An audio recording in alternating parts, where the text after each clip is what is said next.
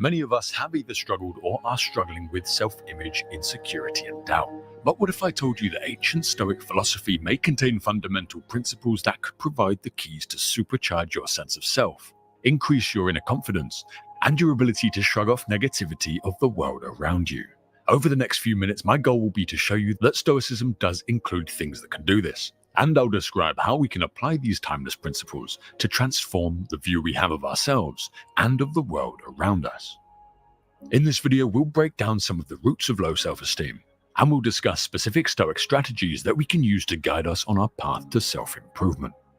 We'll also provide practical steps for implementing these principles in our daily life, allowing us to cultivate a greater sense of resilience to the pressures of the outside world, an inner peace that comes from knowing who we are and who we want to be, and a strong sense of self-worth that comes from closing the gap between who we are now and that ideal version of ourselves. Welcome to Orion Philosophy, where we explore, discuss, and dissect areas of practical philosophy for use in everyday life. So let's get started on the first step. Part 1 is understanding the roots of self-esteem, and this is where we'll be going through some of the common causes. This won't be a complete list, but rather a selection of common causes which some, if not all of us, will have experienced before, and which we'll look at individually. These three we'll be covering are the unhealthy need for the approval of others, feeling shame or regret over past actions, and being aware of a gap between who you want to be and where we are now, and some of the confusing things like guilt and self-criticism that can come from that. If we look at the unhealthy need for the approval of others, this desire for approval and validation from those around us is not uncommon, and to some extent getting feedback from other people is necessary for being a functioning member of a group. However, it can go too far, and in recent years this has been supercharged with the rise of social media and the desires for likes, shares, and comments from other people. When we feel the need for excessive reliance on external opinions, it can lead to low self-esteem when that validation does not come. This is because we've allowed our self-image to be disproportionately tied to external validation, rather than a healthy mix of self-validation and feedback from others. Stoic philosophy reminds us that we cannot control others' thoughts or feelings, and that by placing our well-being in their hands, we are essentially placing our well-being in something that we have no influence over. This, by extension, makes it fragile and unstable. And ultimately, this means that we are vulnerable to disappointment, frustration, and doubt. Epictetus, a prominent Stoic philosopher, taught us that the key to a fulfilling and content life lies in distinguishing between the things we can control and the things we cannot. And that by focusing our energy and attention on what is within our control, being our thoughts, actions, and reactions, our mental well-being becomes much more resilient to the changes in our circumstances. He said, "The chief task in life is simply this, to identify and separate matters so that I can say clearly to myself which are externals not under my control and which have to do with the choices I actually control. Where then do I look for good and evil? Not to uncontrollable externals, but within myself, to the choices that are my own." Moving on to feeling shame and regret over past actions. Low sense of self can come from a deep sense of shame or regret about past actions or mistakes. When we do something that conflicts with who we are or who we want to be, and the values we have, we can get that gut-wrenching reaction as a result. The Stoics teach us that dwelling on the past can be counterproductive, as we cannot change what has already happened. Instead, we should focus on learning from our experiences and making better choices as a result in the future and the present. In this way, we accept what we have done, we take responsibility for the consequences of our actions, and we move forward with the intent to improve our behavior in such a way that is deserving of our own approval. Along this path, it's important to see ourselves as human, and we all do things we regret. But accepting ourselves as a work in progress and moving forward is far more constructive than dwelling on it and kicking ourselves. Next, we have experiencing the gap between our ideal self and our current self. This can form another reason for us having a low self-image. And this is basically the awareness of the gap between where we are and where we want to be. It's not entirely uncommon to feel impatient, frustrated, or even guilty when we look at where we want to be and where we are now. However, we should just encourage ourselves to be aware of the gap and use it to find a path and motivation to grow and progress in our own personal development journey. But we shouldn't kick ourselves for not having reached that target yet. This would be like getting into our car to drive across the country and being annoyed with ourselves that we haven't arrived after a few minutes of driving. Some things simply just take time. When we set realistic goals and work towards them, we not only get a sense of accomplishment at getting closer to the person we want to be, but we also prove to ourselves that we can follow this deliberate path, build discipline, and cut out bad habits. Gradually, as we build this gap, we'll develop a stronger sense of self-worth. Now we're on to part 2, which is Stoic strategies to improve our self-image. Here we'll cover what the Stoics actually practice and what we can apply practically day to day that can help us overcome issues with how we see ourselves. Again, this will be split into 3 areas for simplicity.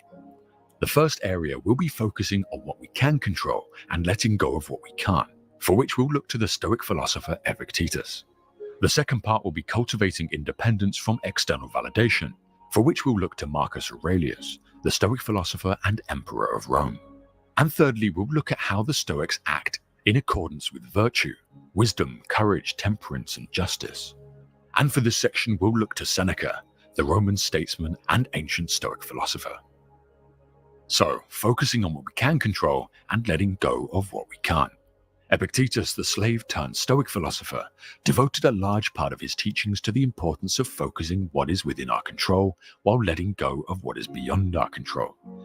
This fundamental principle of Stoicism holds the key to developing a resilient and robust inner peace. A peace that's ultimately protected from the changes in our circumstances, but because it's not reliant on externals, it's reliant on who we are internally.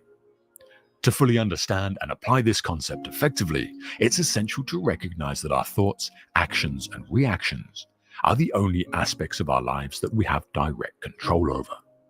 External events, people's opinions, the economy, traffic, the stock market, and even the outcomes of our actions are all beyond our control. When we focus our energy and attention on what is within the reach of our control, we can cultivate a more grounded and unshakable sense of self. For example, imagine receiving criticism or negative feedback from someone.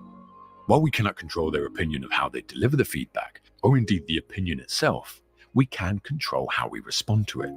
We can choose to view this feedback as an opportunity for growth and self-improvement, rather than allowing it to damage our self-esteem. Or we can decide that the feedback is in bad faith, and in fact it's malicious, untrue, and simply an attempt to attack us. So we can decide not to pay any attention and just dismiss it as such. Ultimately, there is always a more constructive path forwards than letting the events around us hijack our emotions, and therefore getting frustrated, sad, or angry. Epictetus once said, "If anyone tells you that a certain person speaks ill of you, do not make excuses about what is said of you, but answer, 'He was ignorant of my other faults, else he would not have mentioned these alone.'" Similarly, when faced with challenges or setbacks, we can choose to focus on our response to the events rather than dwelling on the circumstances themselves. In essence, Epictetus's teachings guide us towards embracing our inherent power to shape our thoughts, actions, and reactions. And this Stoic approach enables us to maintain our inner peace, inner resilience, and self-worth, regardless of the challenges and uncertainties that life may present. He also said, "Seek not the good in external things, seek it in yourselves." The second Stoic rule is cultivating independence from external validation. This is probably even more relevant today than it was back then, considering the fact that we're exposed to so many different people's opinions on social media and the internet. You may have heard of a book called Meditations by the Stoic Emperor Marcus Aurelius, a private journal he kept as a way to reflect his thoughts. Aurelius's writings suggest that he understood the importance of cultivating a strong sense of self-worth that is independent from external validation. Marcus Aurelius specifically remarks on the need to behave in a way you believe to be right, not how others want you to behave. He wrote the following: "If any man despises me, that is his problem. My only concern is not doing or saying anything deserving of contempt." He also reflects on the transient nature of fame, fortune, and the opinion of others, urging us to seek validation from within, rather than relying on the ever-changing external world. On notoriety, he wrote, "Consider the lives led once by others long ago, the lives to be led by others after you. the lives led even now in foreign lands. How many people don't even know your name? How many will soon have forgotten it? How many offer you praise now, and tomorrow perhaps contempt? That to be remembered is worthless, like fame, like everything. This is a man at the top of the Roman Empire, basically saying that fame isn't worth anything. In order to develop this independence from external validation, it is essential to develop a strong sense of self-awareness and self-understanding. Because if we don't know who we are, and we don't understand our need for fame and validation, or how it impacts us, it's going to be very difficult to disconnect from those things. This process begins with introspection, taking time to reflect on our values, beliefs, strengths, and accomplishments. When we recognize our inherent worth and the qualities that make us who we are, we can begin to appreciate ourselves and the value we can bring, regardless of whether or not we get praise or criticism from others. Furthermore, Marcus Aurelius emphasizes the significance of living in accordance with our inner values and principles, seeking to conform to the expectations of society or other individuals. Through behavior that is in alignment with our own values, beliefs, and convictions, we can experience a deep sense of integrity and self-respect, knowing that we can't easily be swayed by opinion or the need for approval. Thirdly, we have acting in accordance with virtue. Seneca, another influential Stoic philosopher, argued that living a virtuous life is the path to true happiness and fulfillment. The Stoics identified 4 cardinal virtues, being wisdom, courage, temperance, and justice. The Stoics argued that we should weave these virtues into our day-to-day lives, and that when we reflect virtue in our actions, thoughts, and beliefs, we are well on the path to living a good and fulfilling life. Wisdom involves the pursuit of knowledge, acting with reason, understanding the world around us, and developing sound judgment. In the pursuit of continual learning, seeing the world as it is rather than how we want it to be, and making well-informed decisions, we bring ourselves closer to this cardinal virtue. Courage is the ability to face challenges, adversity, and fear with determination and resolve, despite pressures not to. When we act courageously, we demonstrate our strength of character, our commitment to our principles, and our belief in our own abilities.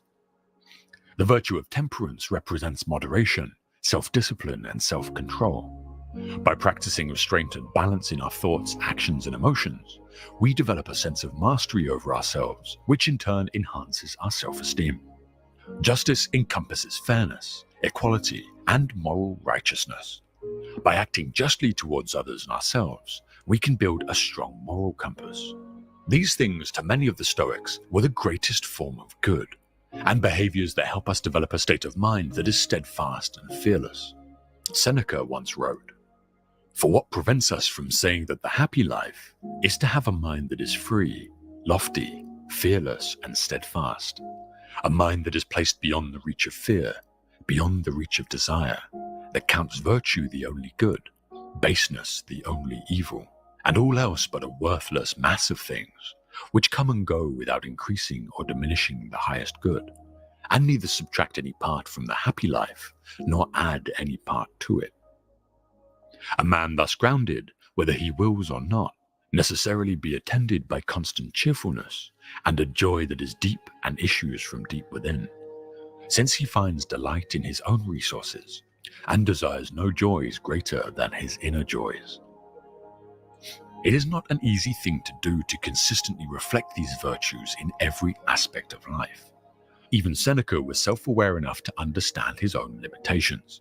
In his dialogues he wrote, "I know I'm not living the life that I am preaching, but I am trying. And trying is all we can do." And finally, on to part 3, practical applications of these principles.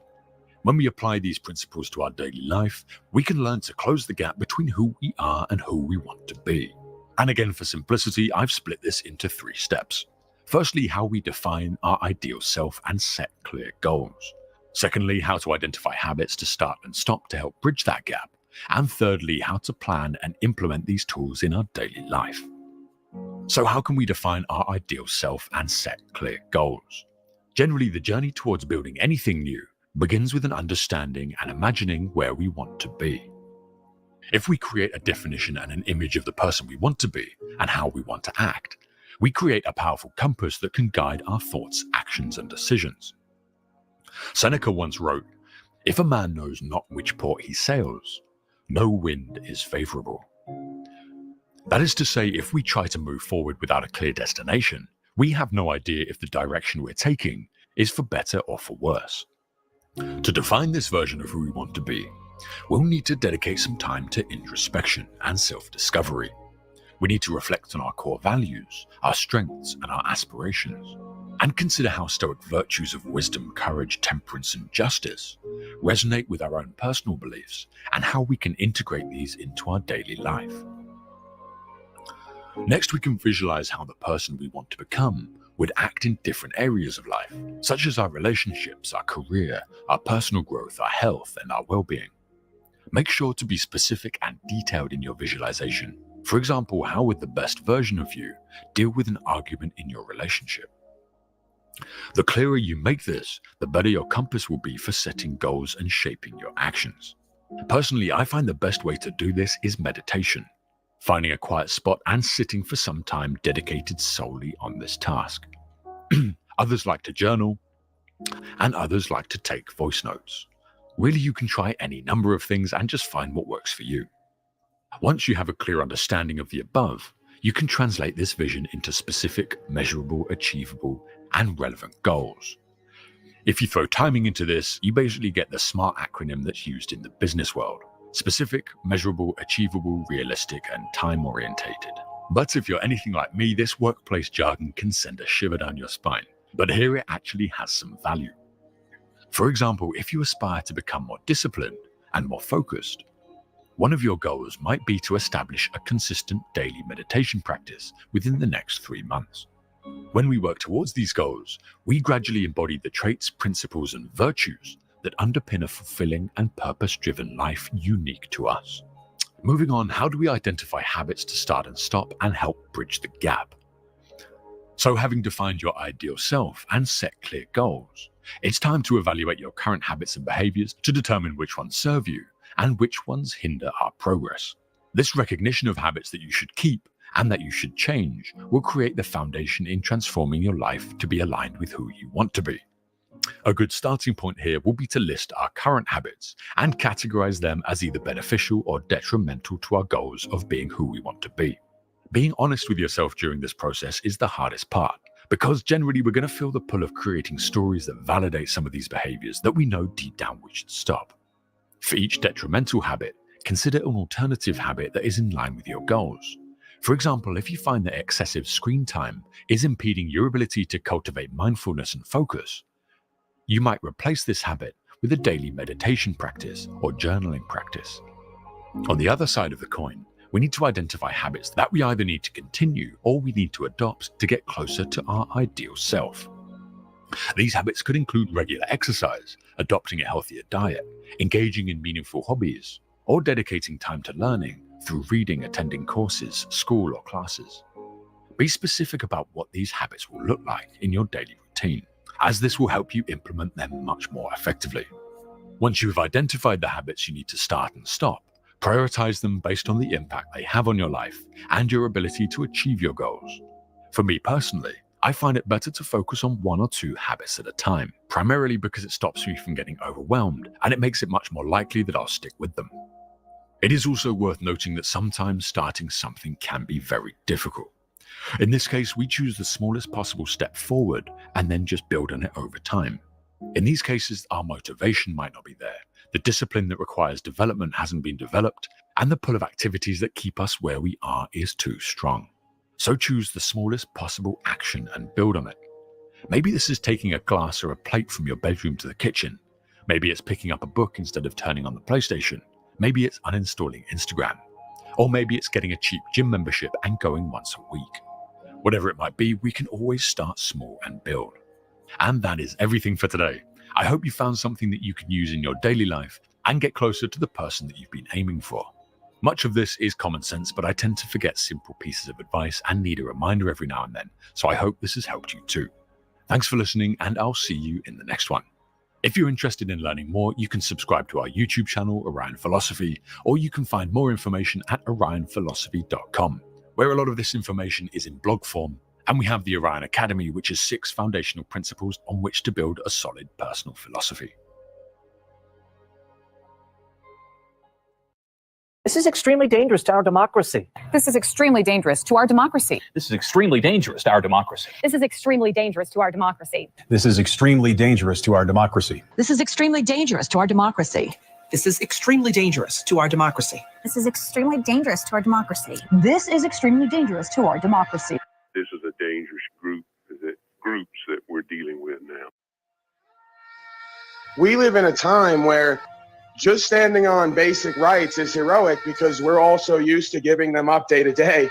That like when somebody comes forward and says, no, we have these rights and I'm going to stand on them and I'm going to be unwavering, this has now become heroic. This has become, like the founder said, telling the truth in a world full of lies is a revolutionary act, right? I'm not one of these folks like they claim who wants to overthrow government. I understand spiritually, government would only be necessary for a population of folks who have proven they cannot govern themselves based on natural law and God's law. And that's exactly what we have. So I'm a proponent of folks who are able to govern themselves, who understand the foundational principles of the law of this land, that they be left alone. They say these are the most dangerous folks on the land. Why? Because they're talking and standing on what they're saying. They're not doing nothing to nobody. They're just revealing to everyone we have God-given rights and they're willing to stand on them and die for them. And that's the most dangerous man on the planet right now.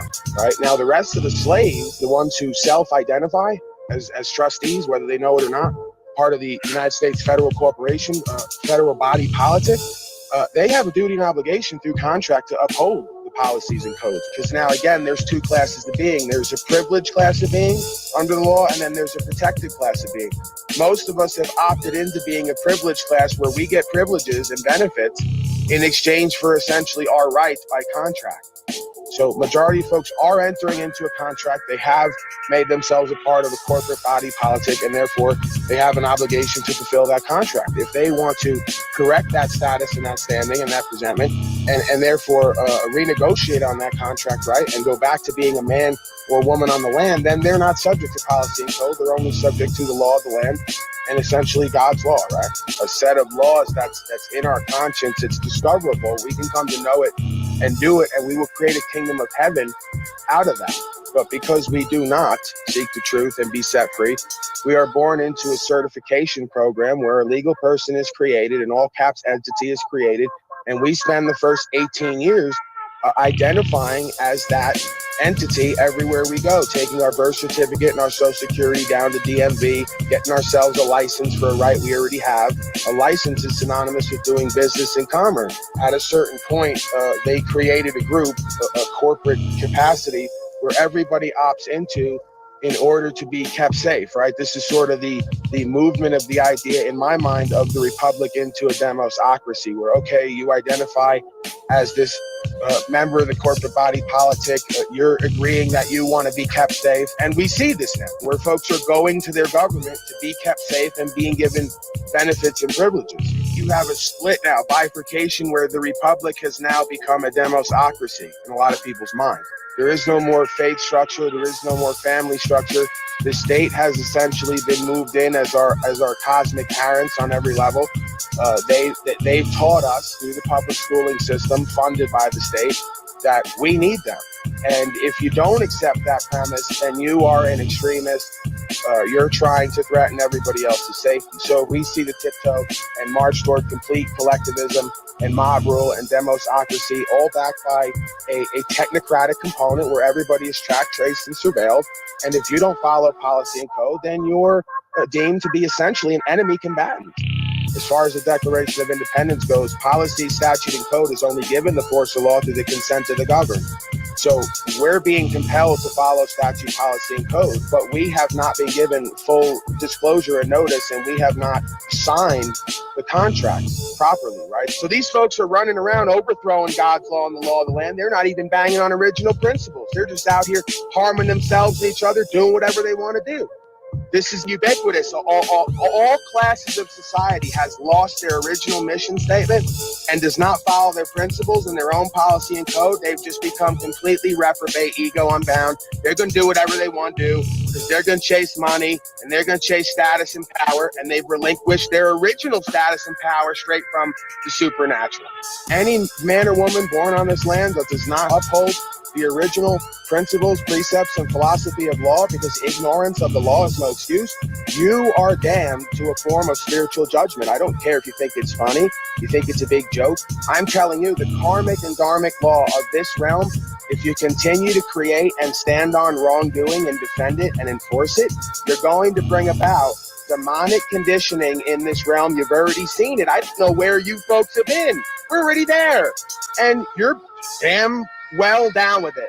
Well, most folks think it's just dandy.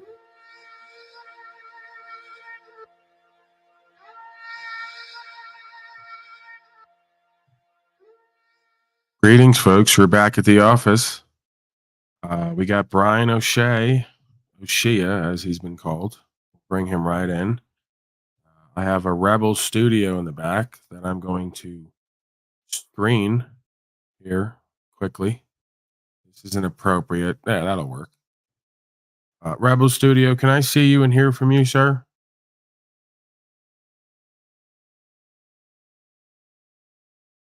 Rebel Studio. Hello? There he is. Can you wave at the camera for me? Here we go. What's going on, Rebel Studio? I can't hear you, though. I don't think I can hear you. You don't got audio? Audio in? Audio out? Nothing? And Brian O'Shea. We're off to a rousing start already. I can't hear you, sir. I'm going to have to put you out. You're going to have to go to the original screen and test your equipment and make sure that you're audible. Speaking of audible, we'll call it an audible at the line. What's going on, Brian O'Shea? What do you got for me? Feel free to go off on these fucking slaves if necessary. You know? Yeah, man. It's fucking slaves, dude.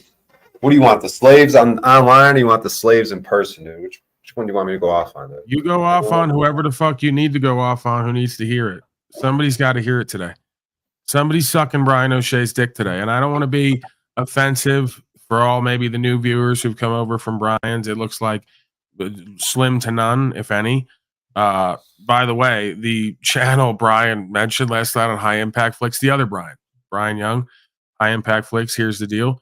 He puts my channel up. It goes up 200-300 subscribers. I can't get more than 6 on the live counter right now on the Paul Unslaved channel. But they'll say I bought them all, right? I bought all the subscribers. So even when Brian gets me 300 more subscribers last night, I can't get more than 6 live. So if you are one of the 6 on the Paul Unslaved original channel, that's now called not Paul Unslaved, you might want to go to the second channel, which is Pimp Unslaved, right? Proper instruction motivates people. We're over there now. We're over here now. We're over here now. We're not over there. We're over here. So, yeah, feel free to come on over. There's still folks for a year and a half who don't know where I've gone. They get no notifications. I'm pretty much just poof out of existence. Second channel, a bit better. You know, still some notification games, algorithm games, but not too crazy. That first channel is something else, Brian O'Shea. Go ahead. What do you got to say to people online, offline, metaversal miscreants, intermeddlers, United States citizen, corporate slaves, whoever you want to go off on, Brian O'Shea, before we move forward? I know you need a vent here sometime. Yeah, what the fuck, man? I got to be the fucking, the 50-year-old homeless guy in the car. He's got to be the fucking educator and be willing to go to jail, and all you motherfuckers with retirement money. Old pieces of shit. We need an army of old motherfuckers, dude. Get your ass in jail and stand up for something, you old piece of shit. How come you don't put your other channel in the details? I do. The title of the video right now on Paul Unslaved Live, restream of this one, is Join Us At, and then the name of this channel. In the description, the first thing in the description on Paul Unslaved is come over to the second channel. How come you ask questions that you act like you know the answer to when you don't know the answer to them, and it just makes you look foolish? Like the question you should have asked was, did you put it in the description? Rather than, how come I don't? There's a presumption that I didn't, which I did, which makes you look foolish. See how that works? I'm trying to help this Hannah person. She regularly does this. She needs my help. I can tell that. I can't find Paul Unslaved. Haven't looked in months, though. I know. I got both notifications, Paul, if you want that info. Okay, well, that's good. Some folks get it. Most don't. I don't know how that works. It's like only the most extremist conspiracy theorist, Savsit in quotes, beings get the notifications. All the rest of the regular, normal people don't get it. Tony Baloney says, I subscribe to Pimp Unslaved. Good. Good. Forward to seeing you there. Hello? Yeah, a lot of people don't get it. The more, can you hear me? Yeah, but the connection's terrible. You're feeding back. I'm feeding back, and the connection's terrible. You're gonna have to get closer, and you're gonna have to get headphones. You're gonna have to get closer to your internet, and you're gonna have to get headphones. Corey Murphy is here. Good to see him. All right. Is that better? Hello? Is that better? Yeah, maybe. So what do you got going on, man? Not too much. I watched some of your stuff. I'm on the same team with you. Getting free. Is everything clear? Jennifer's cracking up in the background, and it's a bit embarrassing. Okay, the woman that I'm living with should not be laughing at me in my broadcast. Been having... Yeah. Yeah. It's off to a rousing start, Jenny. Yep. Because it sounds great. Let's take your broad to work day. Oh man. Yeah, you're gonna have to get another phone, get near the connection, get a headset. I might have to get another job. A lot of things we gotta get. All right, I'll see you later. I was talking to her, but I'm thinking about telling you I'll see you later too. Brian O'Shea, you got anything? He's staring at me now. He's giving me this look. I don't know what's going on. I'm just gonna look at you. Right here. Me and you. Yeah. What the fuck, dude? Fucking slaves, Attic Warrior, fucking Wizard. What a piece of shit Wizard is, dude. What an old fucking idiot, dude. Oh, we know that. All the bubble boomers are the same. All the folks who are like born before a certain time, they got this like entitlement, this ego, this pride, this like selfishness, this greed, this like list of excuses and justifications why they can't do what the fuck they need to do. Or they got this like list of excuses and reasons why they've done too much and don't need to do other things, and that's everyone else's problem, right? It's the bubble boomer syndrome that Timmy has spoken about. We've coined the term here. It's not everybody born before a certain time. Some folks have done some self-work. They, gathered some self-awareness, some discernment. Right, like Lee's saying. I know, Lee, relax. Fucking relax down there. I need ear beating from this broad down there. She's going to not all. Like, I know. I was going to give the prerequisite. I was going to give the proviso. Not all, but most. Like most things we talk about here. It's not all, but it's most. Most citizen slaves don't know objective right from wrong. That's why they need to elect people who are inherently corrupt to tell them right from wrong. Not all U.S. citizen slaves, but most of them. Right? So what do you got, Paul? Maybe it's the time slot. Well, here we go now. This guy's giving me advice. He's producing. He's my time management team. Maybe it's 5 time slot being in middle of day. The way this guy talks is like Morse code. He just gives like key words. There's no prepositions. A lot of slaves have jobs and are doing stuff. Maybe push it back later in the evening, just a thug BT. No, that's not what's going on, sir. You're not getting it. Right? I highly doubt that out of 22,000 subscribers that I have 6 live viewers right now on that channel because of the time of day. Can you stop? Seriously. You're starting to get like them. Saying I bought all my subscribers. I'm not shadow banned. I just suck. Antoine's better than me. Castro's better than me. Everyone's better than me. Whatever. I'm not willing to buy that I can only get 6 people out of 22,000. Just not willing to buy it. Although nothing would surprise me. It seems like in this culture, in this society, the most retarded people and the most dysfunctional get the most views. Which is why I'm kind of wondering why my views aren't up, quite frankly. Seriously, though. You know, like the most retarded and dysfunctional people get the most views. If you have any kind of an intellect, wisdom, pretty much no one comes around. Jimmy Shively, appreciate you and all you do, sir. He says, thank you, Mr. Shively, for your contributions. You are a peach. Now, what were you saying, Brian O'Shea? Because I'm pretty sure I fucking interrupted you. Oh my God, this guy's back. Leave this shit. Dude, let it go. All right? I'm doing a broadcast there. Seriously. It's probably not going to happen. You're spinning now. This is someone's boomer father. This is someone's father, right? This is someone's father, right? The public service announcement. It is 1:35 MDT. Do you know where your bubble boomer is?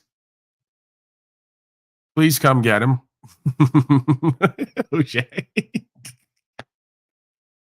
Oh, we're comedians.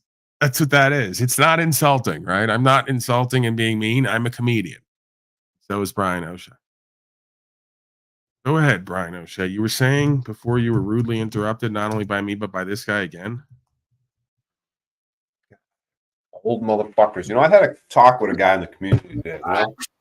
I got a story about spinning. Bubbles spinning. Does your head seem like it's spinning? All right, just listen to me. Just listen me out, all right? Have you ever sat in the room, watch your mind start spinning? Have you ever been with a bubble boomer? Not worked the technical equipment? Have you ever looked at the broom? Oh man, this is why no one comes around here. Barely anyone comes around here because I use too much THC and then I allow shit like this to go on. And all the people who are not on reefer are just like, what's he doing? What's happening? Why is this funny to him? That's what it really is. How much of that RSO you got? You would think that like Brian from High Impact or one of these guys would have given me a pep talk about stop using all this reefer and THC I'm using, driving away my audience. No. Help me out. You gotta cure those lumps on your body. So you gotta take 3 grams. You gotta take a gram at a time of that fucking RSO, dude. You're out of your mind. A gram at a time. That's how you cure it, the whole motherfucker. syringe? You're insane. Yeah, you gotta take the whole syringe in a day. Dude, the guy that invented it, Rick fucking Simpson, his wife had to have a handler 24/7 because she would get blown out high as a motherfucker. But it ain't even gonna affect you, motherfucker. Maybe that's what I need. No, you're on to something. I need a handler like the groundhog that sees its own shadow, has a handler that holds it up. I need a handler as well. It's not even gonna affect you. You're fully saturated. You're already completely saturated. I've done this experiment, dude. Your body is as much THC as possible. So taking that other shit ain't gonna do nothing to you. And try it out. Go ahead, take a big fucking. I'm not gram eating right the whole gram. I'm not doing it. Scared I'm not doing it. Get rid of the lumps. He's gonna die on us. What a bitch, dude. If we were in jail, the most I've done is half a gram or a third or a half a gram at a time. That's a lot. The whole gram. That's a lot, man. That's the cure. That's the treatment, motherfucker. What are you so scared of? It's not about scared. That's a lot. RSO and then hop on all at once. I think that you're out of your mind. Right now. You can't take your medicine? What are you, a child? I got to force it down your throat. I got to give you like my mom. Maybe that's why my brother wouldn't eat the pill. Had to shove it right up his ass. Maybe it was RSO pill. I don't know. We got to shove this shit up your ass. This isn't good, Brian O'Shea. This is not. Just take that tube and take that syringe If I was there, I'd help you out with it. I'd put it in your ass, but maybe Jennifer could do it. Just put the syringe in your asshole. Same shit. Just squirt that shit in I'm there, not dude. putting a gram. I'm definitely not putting a gram of RSO up my ass. You're out of your mind. It's the same thing. If you eat it, just eat it, dude. No, it's way more potent if you put it up your ass. I'm not doing that. Dude. And plus, I think that's, I mean, you know, I gotta have that conversation. If I'm gonna do that, I'm doing it alone. I don't really want anyone knowing I got shit up my ass. No. Well, just put it in your mouth, dude. Just eat the shit. What the fuck? Eat it right now. Look, bro. This guy right here is saying it can cause seizures. Why are you're destroying this broadcast, telling me to put shit up my ass and trying to make me take seizing amounts of cannabis? I fucked that. Yeah, I think you need to fucking back off a little bit. I think you need to back off. No, because you're trying to die. Grade. No, you are being like that. These fuckers that drink themselves to death. You got the cure, dude. The RSO. You have unlimited access to it, dude. I know it. Now just eat the fucking shit, dude. You didn't Google the dosage of the treatment. You asked asshole for the machine to cure the cancer, right? You got these lumps all over you, but you're not going to fucking take the proper dosage of the RSO. Oh, I'm taking RSO. I'm doing all that. You're not doing it right, dude. The RSO is going to be the cure. You don't have any other cures. Well, someone sent you a machine. I don't know what's machine. Oh fuck. What machine the Lee sent you? She didn't even send you the right machine, dude. What machine did she send you, dude? I'm full screened. Fuck that shit, dude. Eat the fucking shit. This motherfucker's gonna die. Much alike. Hey. He is constantly in his feelers. You don't hear him? He gets going on his fucking rants. It's this feminine bitch energy coming out of him. Strong. Are you done, Brian O'Shea? Numbers are dropping insanely. Fuck. All of Brian's viewers are leaving. This is why they don't ever come over here and stay. They just want me to talk rights, freedom, and principles and legal and lawful, and we never wind up doing that. We talk about you shoving things up my ass and taking an absurd amount of THC liquid. Can we move on now? You're afraid you're going to get too high? Yeah, we can move on. I fucking put in the Chili's got a upcoming live stream tonight, right? So I went over and said, "Hey, you guys want to come over here?" It's getting boring, right? This is this guy's here every day now, and he's got nothing to offer but negative criticism. He said it's getting boring. Okay, he's an auditor, right? So he's doing stuff you're not. Can we move on? Yeah, let's move on. Fuck, dude. Can we get the smoking auditor up here to find out what he would like to do, where he'd like to take this broadcast? This broadcast is mainly of, for, and by the people, like the government used to be. You know, before fascism became the rule of the day, common practice. Look at Channel 3 down there, dude. What a piece of shit. Here he goes. Can you try to stay focused? I got a Chile de Castro video from years ago. He was at the Fit Expo LA. You like to see that? Yeah. We love Chile de Castro saga. Learning a lot. Hello, I am Taylor with ID8 TV. I am here with the super necessary human, and he is going to tell you all about what he does. So I'm at the Fitness Expo today because I've got about 100 sponsors, but I'm collecting more sponsors. What I do when a sponsor gives me product or services or their meal prep or whatever they want to donate, you can write that off on your taxes. And what we then do is we take your product and we raffle it off. And more money we make, we take the money from the raffle and we pay people's bills who can't pay their bills because of diabetes. The first raffle is in about a month from San Francisco's diabetic pediatric hospital called Madison's. So we'll be there in the month of March doing a raffle for our sponsors. And every day when we do raffles, we actually call the sponsor on Instagram Live and on Facebook Live, and we have them sell their product to the people buying raffle tickets. So 100% of the money goes to pay people's bills who can't cover their bills because of diabetes. That is absolutely incredible, and it is so special to me because my sister has diabetes and so many people struggle with it and they don't have a cure. So this means the absolute world to me and so many other people. How can me and all the viewers keep up with you? So, first, let me say that my father died of diabetes, and my grandfather died of diabetes, and my great-grandfather died of diabetes. You can reach me at Super Necessary Human on Instagram, or you can email me same way. Just send me a DM on Instagram, and I'll get right back to you. And if you want to be a part of it, at the end of the day, the more people, the better. I love that. Now, can you tell us about the costume? Okay, so I put 20 grand in the costume, and I hired a Hollywood costume maker. So it's a DNA strip. I mean, this is what I'm talking about. Like, I didn't even know he was going to say that. This guy's always running around throwing 20 and 50 grand at everything while saying he's giving money away to people with diabetes. He's never once called me. I have numbness and tingling in my extremities. He's never once asked me if I need anything. So I'm starting to think it's not real. You know, I had to put 20 grand into a costume. Either he's lying about that to try to make the costume seem really important and valuable, or he really is just this frivolous with money while pretending to be a philanthropist. Is anyone astounded by this after just doing a whole thing there about saving people from diabetes? He says, I put 20 grand into this terrible costume. 20 grand. What a fucking moron, dude. Diabetes. You're at a fitness expo. Why are you promoting a diabetes? Or if you're healthy, what the fuck is that, dude? Pediatric. Just new levels of grifting is what it is.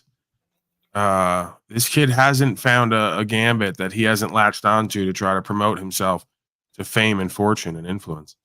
MC Nemesis, can I see you please and hear from you? Hello, sup, my niggas. Oh, that's him. What can I do for you, sir? I've come in good faith. Rebel Studio, you're feeding back. You gotta get a headset. Hey, so what made you originally mistrust the government? Here we go. Can you repeat it, please? Because now I believe the way that you believe. Could you repeat the question again? What made you first start disbelieving in government? Well, I never believed in it to begin with, so I couldn't come to the position of disbelieving it. I've never started to believe it to begin with. So I guess what would make me come to that position? Looking at history and seeing that no matter how many times folks vote, everything gets worse. I mean, that's like a good place to start. I remember being 12 years old and watching 9/11 happen and knowing intuitively it was not what they told us. So, you know, by the time I was about 16 to 18, I had done enough research to realize we were in slavery and genocide, and pretty much fascism was the rule of the day, and pretty much has been from the beginning of time. Well, that's correct. Either fascism or communism. But the thing is, you sound like that you are familiar with Jordan Maxwell and Mark Passio's teachings.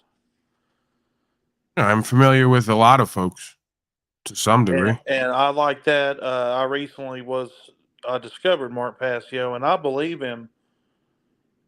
Well, it's not that I believe him. It's just I finally stopped believing. Like, you're right about the DMV system. Like, so I was wrong about that one, of course. It's embarrassing now, like, that I was conservative. Because that's just fascism. Well, I mean, the reality of it is that most folks in this system think that they're helping or that they're voting for what they believe is going to happen or what they believe is right. But fascism just means the merger of state and corporate powers. It's impossible to not accept that all parties and all politicians and all political science is the merger of state and corporate powers. It's literally exactly what it is at this point.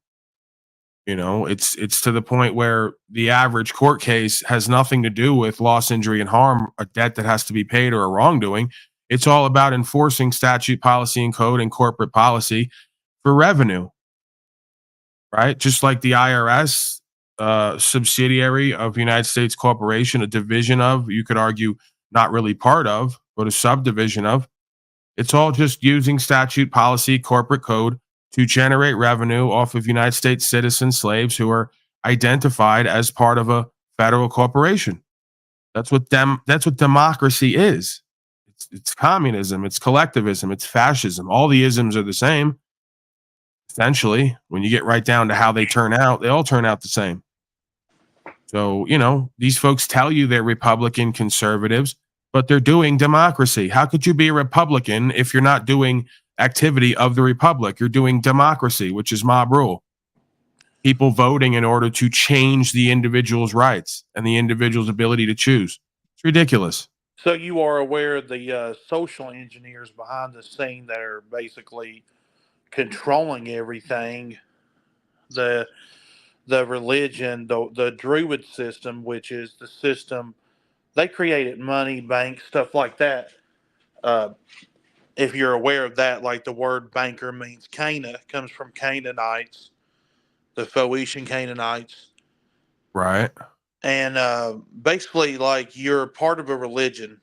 So basically, it's like the way I try to help people understand is like, imagine you're a Muslim and you're like, no, I'm not. Okay, but in our country, we make laws for Muslims. So you are a corporation, a capital. That's why your name's in all caps on government paper.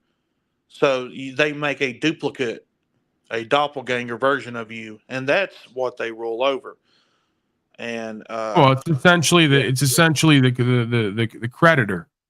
They've used a secondary personage to establish a line of credit in their corporate banking Ponzi scheme. And then through that line of credit, all of the capitalist economy has now flourished and proliferated. So basically, there is no lawful money at this point. There is only legal tender, which a legal society has created. You could argue a fraudulent instrument that they claim is money, backed by nothing. They've distributed it to everyone, and they claim that just the possession and use of the legal instrument makes you part of the legal society and subject to legal code. So they've used, again, the corporations, the economy, the banking fraud system to do a corporate takeover of the men and women of this land using contract and crediting. It's ingenious if you think about it. It's the old bail system. It's a religion, and the bail, the BL. No, I don't deny that. That's why, like, they'll say Satanism. We use that to try to, use a generalized term to describe the quote unquote infidel. But this is what we have here: is we have the majority of folks who are worshiping, aka giving their time, energy, and attention to a system of ideas that they don't understand and can't comprehend. And by virtue of the fact that they've given their time, energy, and attention to a system they don't understand and can't comprehend, they've been controlled and deceived. So, I mean, it's. I'm not saying that the money system is inherently evil necessarily. It's really like most things, as far as I'm concerned, about how you navigate it. Most things are just a tool. It's about how you use it and what the belief is you hold about it and with it. But there's really no denying it that on some level, they have created this system to divert the time, energy, attention, and resources of the average man or woman back into their system to be fed on, right? Because before this, people would have had gold and silver. They would have been owning land. Most folks nowadays in the suburban subdivisions, they don't have gold and silver. They don't have any money. They have coupons for value, which are legal instruments, debt notes. Right? They don't own land. Even the land that they're on is taxed, proving they don't own it. They don't have title to any of their property. This is why Klaus said, you'll own nothing and you'll be happy. That's already been going on for over 100 years, maybe 50 to 100 years, technically, historically. Folks literally on paper own nothing and they're perfectly happy. And when I try to tell them that fact, they say, get out of here with your sob sit mumbo jumbo conspiracy theory. I go, okay, just vote for Donnie again. He'll help you out. Yeah, so I've come to realize that the government is a religion, and that's like the taxation is a form of tithe that you pay to it. And if people just simply just stop believing in it, then it goes like any cult, it would go away. It would lessen over time. And that's the system that politicians have a divine right that they can make a law. And like, that's to say, like if I said, hello, I'm a politician, now it's a law that you cannot, like, spit on the sidewalk or just, or you can't do this. Yeah, it's political science. You could argue that it's all essentially a cult or a religion, and that folks are selecting heads of that cult and that religion, and they've essentially given them divine right to rule because this is of, by, and for the people, because the people are the closest thing to God in this realm. If they don't recognize that, well, then they give their power to the folks who do recognize that and then wield that power for their own benefits.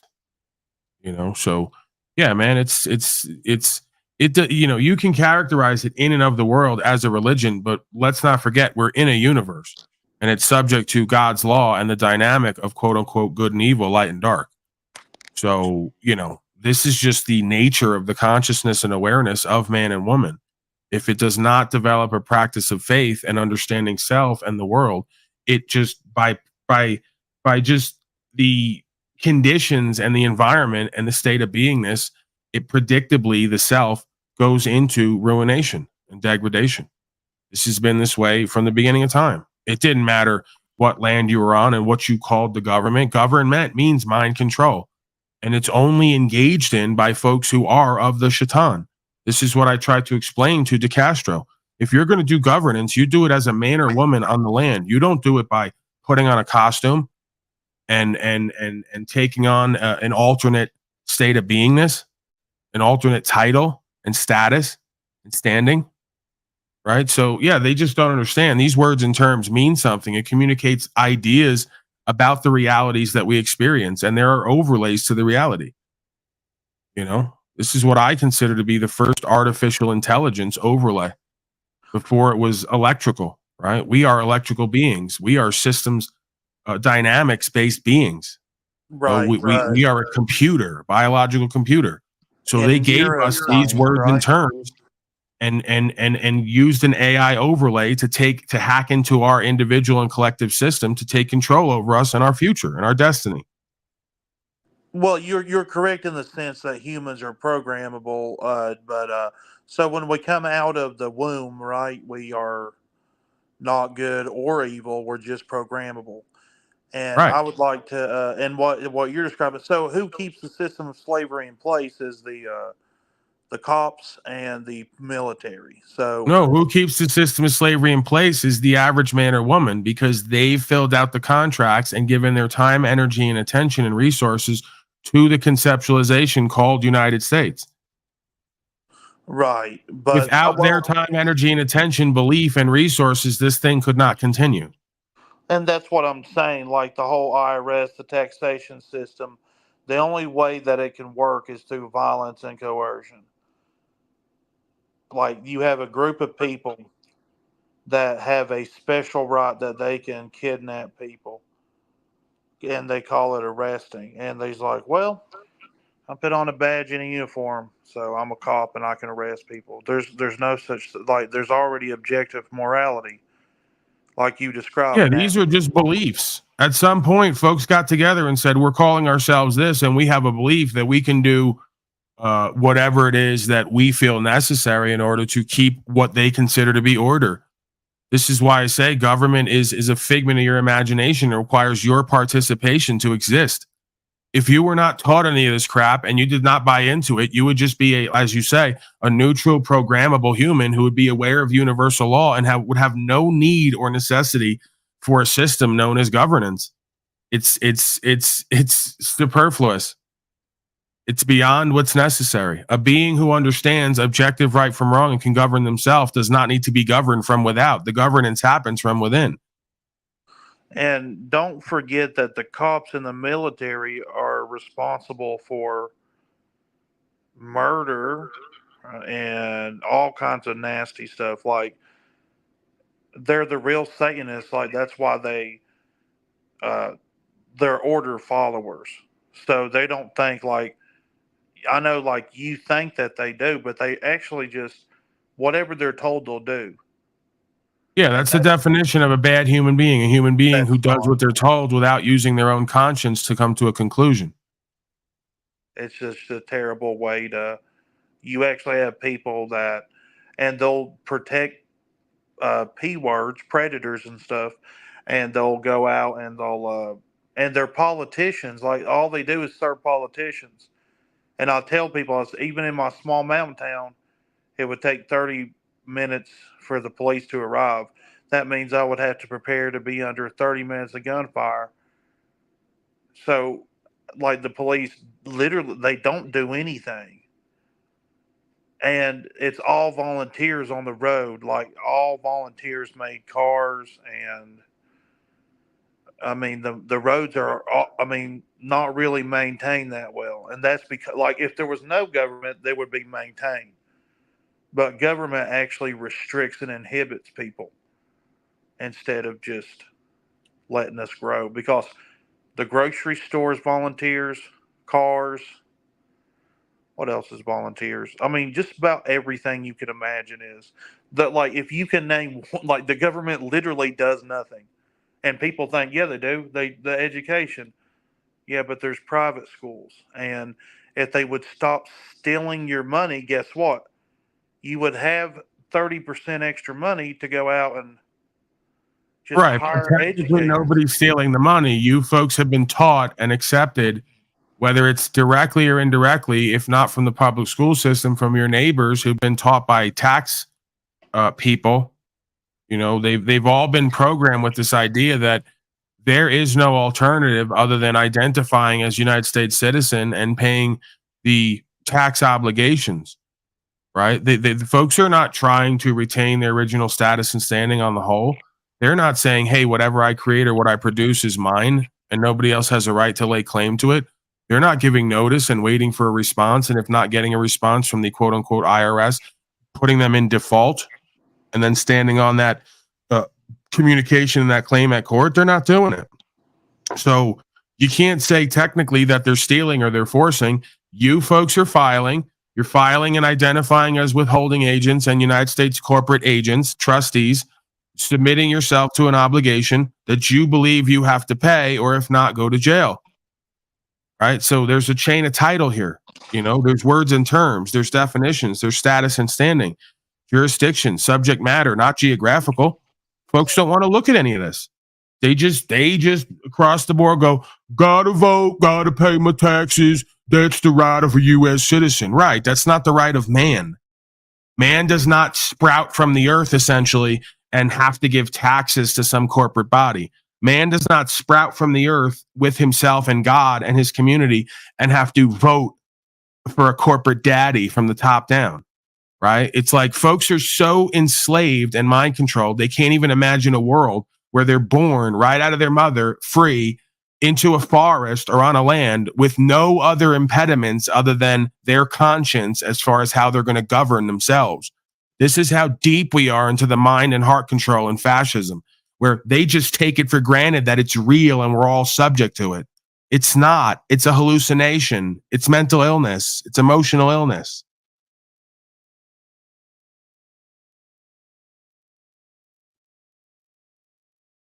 You're muted, Nemesis. You're drunken auditor. Yeah, I'm just listening. You're forgetting about insurance, how that's a forced tax upon the people. How is it forced? I mean, it's usually forced by law. Car insurance specifically, you're supposed to have it to drive. You're conflating all the words and terms and jurisdiction. That's why it's being forced, because folks will not delineate and make the distinction and hold to it and stand on it. Then Policy enforcement is not law. Policy enforcement is not law. Yeah. I'm just saying that's just another form of tax they try to put upon us. I get that, but the reason it's happening is because everyone's accepted that statute, policy, and code is law, and then want to say things like, we have to get it because they're forcing us. No, you folks have never tried traveling freely, potentially getting arrested over and over again, and not complying to the statute, policy, and code that's only given the force of law through the consent of the governed. Nobody's forcing anyone to do that. Ultimately, once you go to court and walk out, if you get dismissals or whatever the case may be, they're going to say, well, you still got to pay the towing company and everything else, which is bullshit. But it just comes down to practicality. Most folks can't move the court in order to make a judgment in order to have that car released. So based on the practicality of it, you're probably going to have to pay somewhere. You're probably going to have to sit in a cell for a couple of days till you see an administrator at least. Right. But again, nobody's forcing it. Nobody's stopping everyone from engaging in their rights. They're just not. And that makes it such that when I and others do, it's uncharacteristic of the average man or woman. It's unorthodox. It's unconventional. They're not used to it. Makes them feel unsafe. That's how deep we are into this.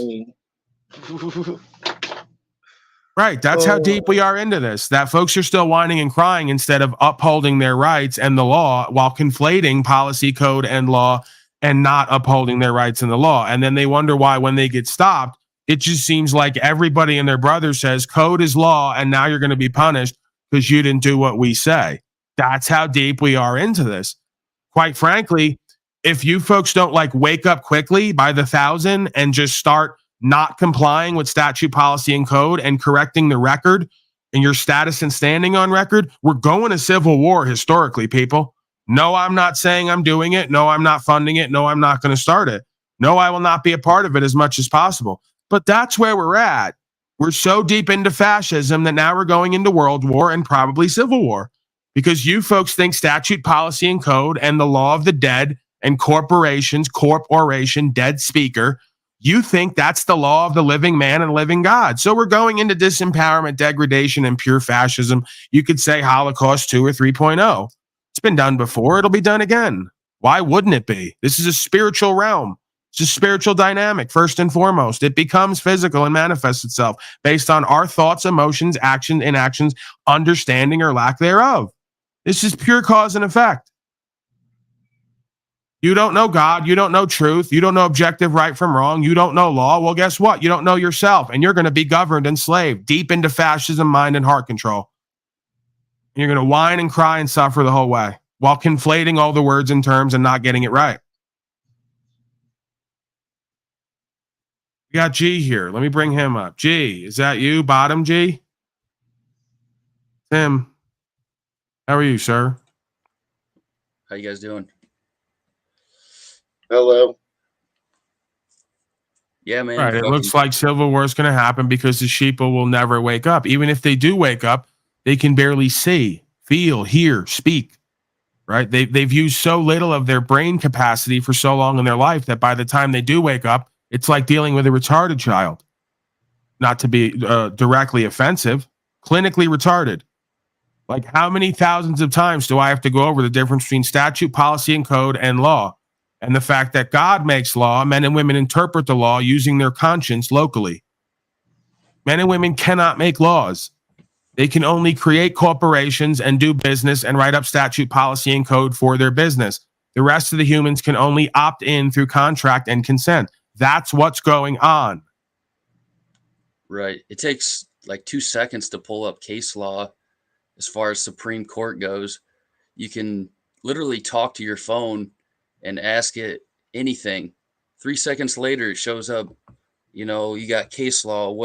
I got fucking 10 case laws right in front of me 3 seconds later. All you got to do is just fucking, when you get pulled over by policy enforcement, just pull that up and show it to them and speak. I got to stop you because they're still doing it. They can't, the boomer can't get it through his brain. Overturn Terry v. Ohio. No, stop arguing and fighting to overturn cases of case law, which is not law again. They tricked you again in their legal system. You don't need it overturned. You need to understand that the legal society and its legal codes don't apply to men and women on the land called Americans. If you just stop calling yourself a United States citizen and subjecting yourself to their corporate policy, you wouldn't have to fight to overturn corporate policy. It doesn't apply to you. USC 123. Now I'm doing the bit. Go look it up for yourself. Legal person, natural person. You want to keep fighting about legal code and overturning it because you're a legal person. You're indoctrinated. Natural person does not need to overturn codes or make more of them in order to have his natural rights and the law upheld. Please get a fucking clue. Yeah, you can't turn a liberty into a privilege, man. This is why they need to get away from decastrated. Because clowns like him keep calling himself a law scholar and then conflating public and private, corporate jurisdiction and the common law of this land. Terry v. Ohio. Give me a fucking break. The Supreme Court governs agency United States Corporation. They're not there to govern men and women on the land. These are all public servants. What don't you get about the term public servant? They only have the power to govern themselves, to keep themselves from overthrowing our rights. The only way you give up your rights is through contract. 10th through 14th Amendment, public safety clause. Tired of talking about this shit day in and day out and having little to none of it sink into your fucking wet brain. You need to make a cartoon. People understand cartoons better. I just did make oh my God. I'm going to smash my head against the screen. Did he not see this? Did he not see this when we first came in? Like the whole intro? Fun, Paul. Where was the intro? Because we had it. It was here. God damn it, Paul. This committee owes an apology, Senator.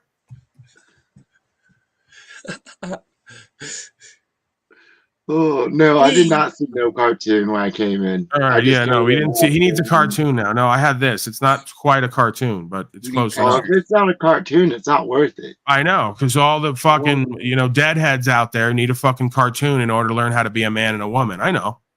I got it. It's like illustrations make the world go round. I need a cartoon, man. I can't understand who and what I am without cartoons. I need colors. I mean, how do you think cavemen fucking told stories? I'll play it again. Our democracy. This is extremely dangerous to our democracy. Here's your news. This is extremely dangerous to our all across democracy. America. This is extremely Is their dangerous to mind our and heart democracy. controlled? This is extremely dangerous to our democracy. This There is it is. extremely dangerous to our democracy. Yeah. This is extremely dangerous to our democracy. Democracy, This is extremely democracy, dangerous to our democracy, democracy. This is extremely Vote, dangerous vote, to our vote. democracy. Tax democracy. This is a dangerous group. Slavery, genocide. Groups that Stay we're up, dealing stay with up, now. stay up. We live in a time where just standing All right, on listen basic close and rights watch is the screen. heroic There's gonna because be we're also pictures. You used love to giving pictures. them update a day. That like when somebody comes forward and says, "No, we have these rights, and I'm going to stand on them, and I'm going to be unwavering," this has now become heroic. This has become, like the founder said, telling the truth in a world full of lies is a revolutionary act. Right? I'm not one of these folks like they claim who wants to overthrow government. I understand spiritually, government would only be necessary for a population of folks who have proven they cannot govern themselves based on natural law and God's law. And that's exactly what we have. So I'm a proponent of folks who are able to govern themselves, who understand the foundational principles of the law of this land, that they be left alone. They say these are the most dangerous folks on the land. Why? Because they're talking and standing on what they're saying. They're not doing nothing to nobody. They're just revealing to everyone we have God-given rights, and they're willing to stand on them and die for them. And that's the most dangerous man on the planet right now. Right now, the rest of the slaves, the ones who self-identify as trustees, whether they know it or not, part of the United States federal corporation, federal body politic, they have a duty and obligation through contract to uphold the policies and codes. Because now, again, there's two classes of being. There's a privileged class of being under the law, and then there's a protected class of being. Most of us have opted into being a privileged class where we get privileges and benefits in exchange for essentially our rights by contract. So majority of folks are entering into a contract. They have made themselves a part of a corporate body politic, and therefore they have an obligation to fulfill that contract. If they want to correct that status and that standing and that presentment, and therefore renegotiate on that contract, right, and go back to being a man or woman on the land, then they're not subject to policy and code. They're only subject to the law of the land and essentially God's law, right? A set of laws that's in our conscience. It's discoverable. We can come to know it and do it, and we will create a kingdom of heaven out of that. But because we do not seek the truth and be set free, we are born into a certification program where a legal person is created, an all caps entity is created, and we spend the first 18 years identifying as that entity everywhere we go, taking our birth certificate and our social security down to DMV, getting ourselves a license for a right we already have. A license is synonymous with doing business and commerce. At a certain point, they created a group, a corporate capacity, where everybody opts into in order to be kept safe, right? This is sort of the movement of the idea in my mind of the republic into a demosocracy, where, okay, you identify as this member of the corporate body politic, you're agreeing that you want to be kept safe. And we see this now, where folks are going to their government to be kept safe and being given benefits and privileges. You have a split now, bifurcation, where the republic has now become a demosocracy in a lot of people's minds. There is no more faith structure. There is no more family structure. The state has essentially been moved in as our cosmic parents on every level. They've taught us through the public schooling system funded by the state that we need them. And if you don't accept that premise, then you are an extremist. You're trying to threaten everybody else's safety. So we see the tiptoe and march toward complete collectivism and mob rule and democracy, all backed by a technocratic component where everybody is tracked, traced, and surveilled. And if you don't follow policy and code, then you're deemed to be essentially an enemy combatant. As far as the Declaration of Independence goes, policy, statute, and code is only given the force of law through the consent of the governed. So we're being compelled to follow statute, policy, and code, but we have not been given full disclosure and notice, and we have not signed the contracts properly, right? So these folks are running around overthrowing God's law and the law of the land. They're not even banging on original principles. They're just out here harming themselves and each other, doing whatever they want to do. This is ubiquitous. All classes of society has lost their original mission statement and does not follow their principles and their own policy and code. They've just become completely reprobate, ego unbound. They're going to do whatever they want to do because they're going to chase money and they're going to chase status and power, and they've relinquished their original status and power straight from the supernatural. Any man or woman born on this land that does not uphold the original principles, precepts, and philosophy of law, because ignorance of the law is no excuse, you are damned to a form of spiritual judgment. I don't care if you think it's funny, you think it's a big joke. I'm telling you, the karmic and dharmic law of this realm, if you continue to create and stand on wrongdoing and defend it and enforce it, you're going to bring about demonic conditioning in this realm. You've already seen it. I don't know where you folks have been. We're already there.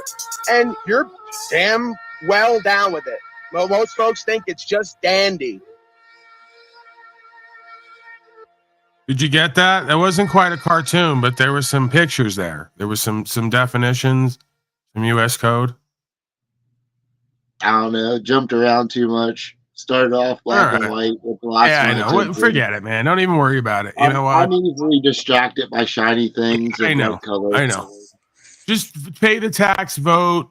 You know. Whoa! Whoa! Why do I have to Just pay pay taxes? the tax, vote. You know, What just tax? audit. I don't pay taxes unless if the store has a tax for selling stuff.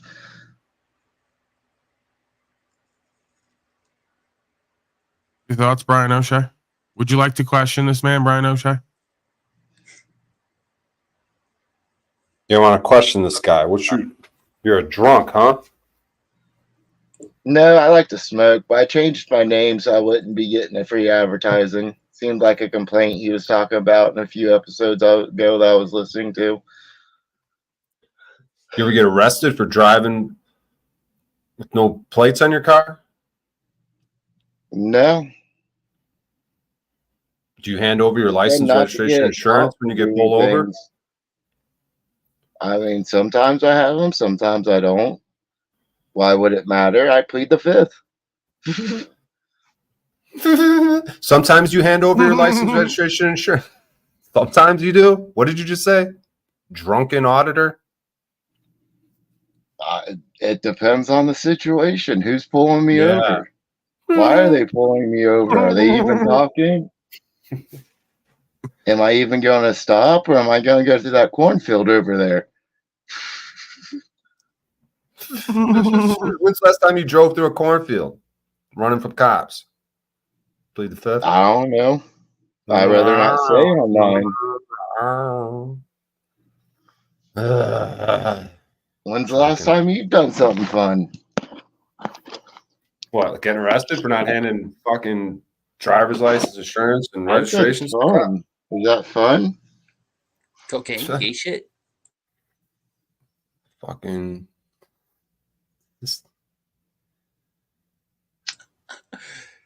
Hey, there's O'Shea.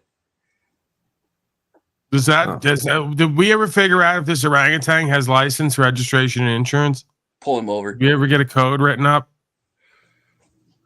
We need orangutan governance for safety. License and registration, sir.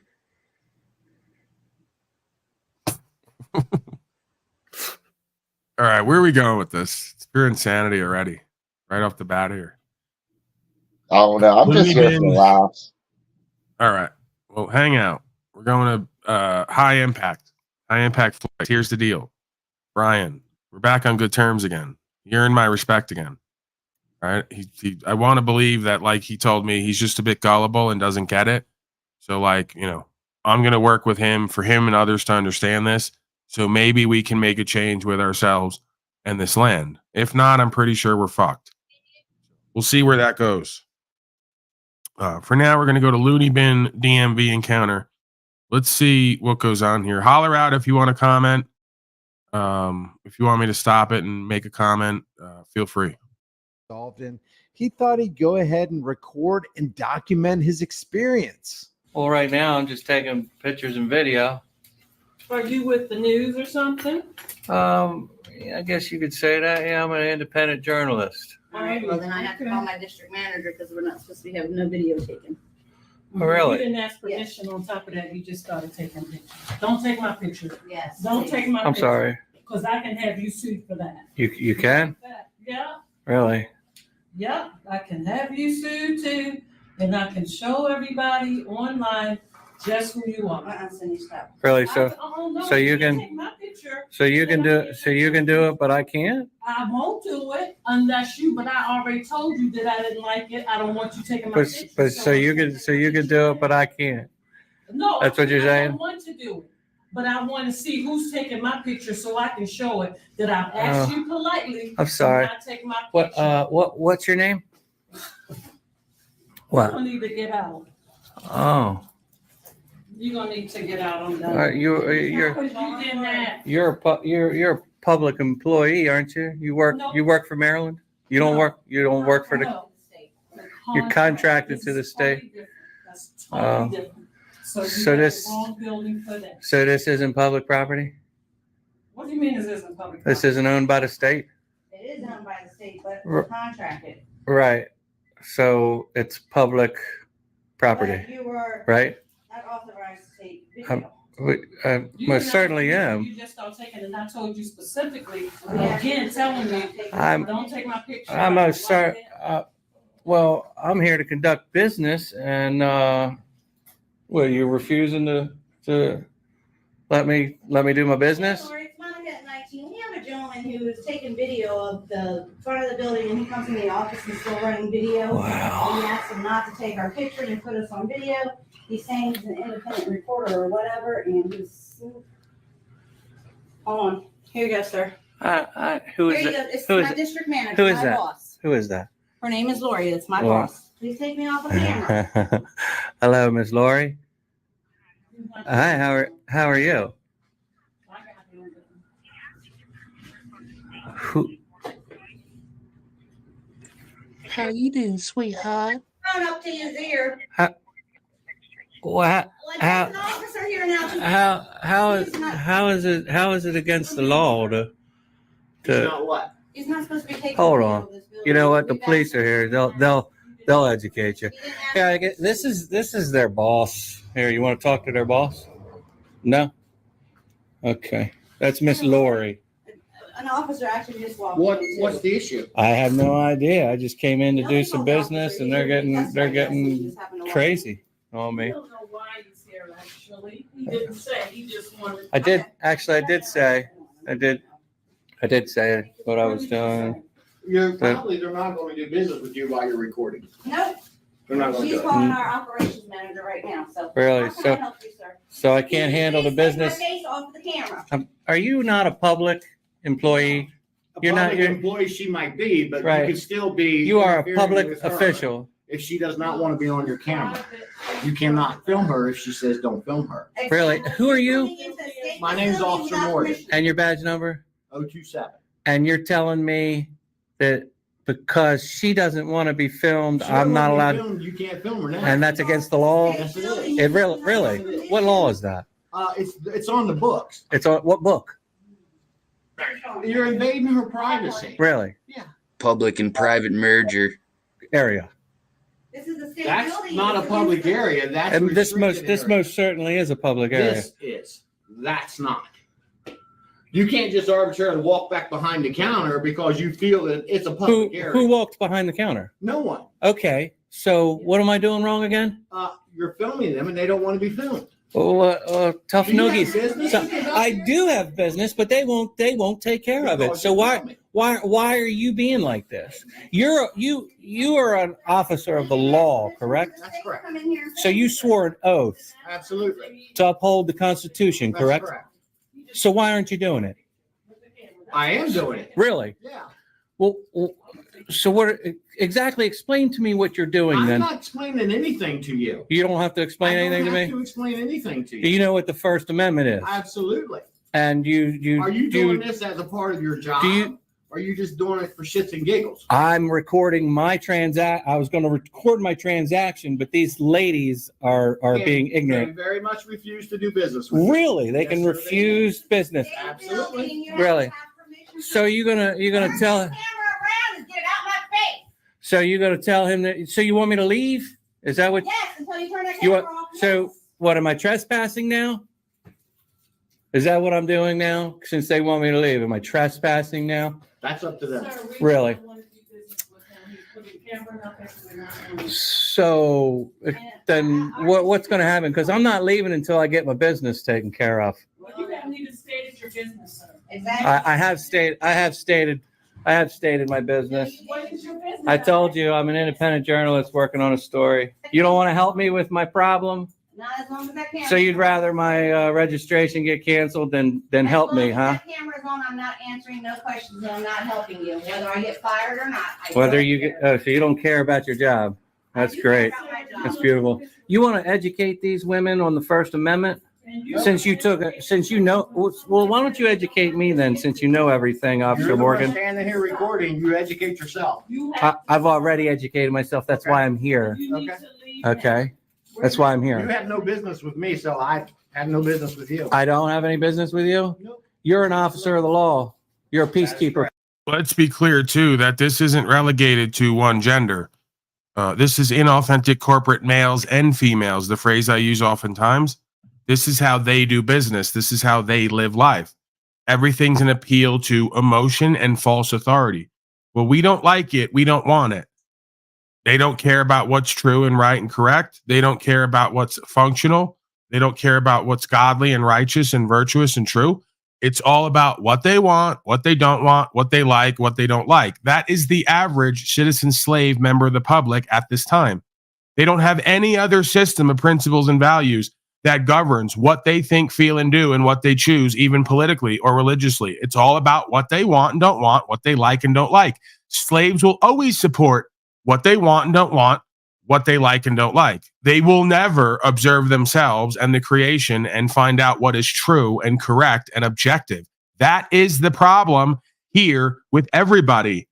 That auditor right there has a problem. He doesn't understand the state of can't own anything.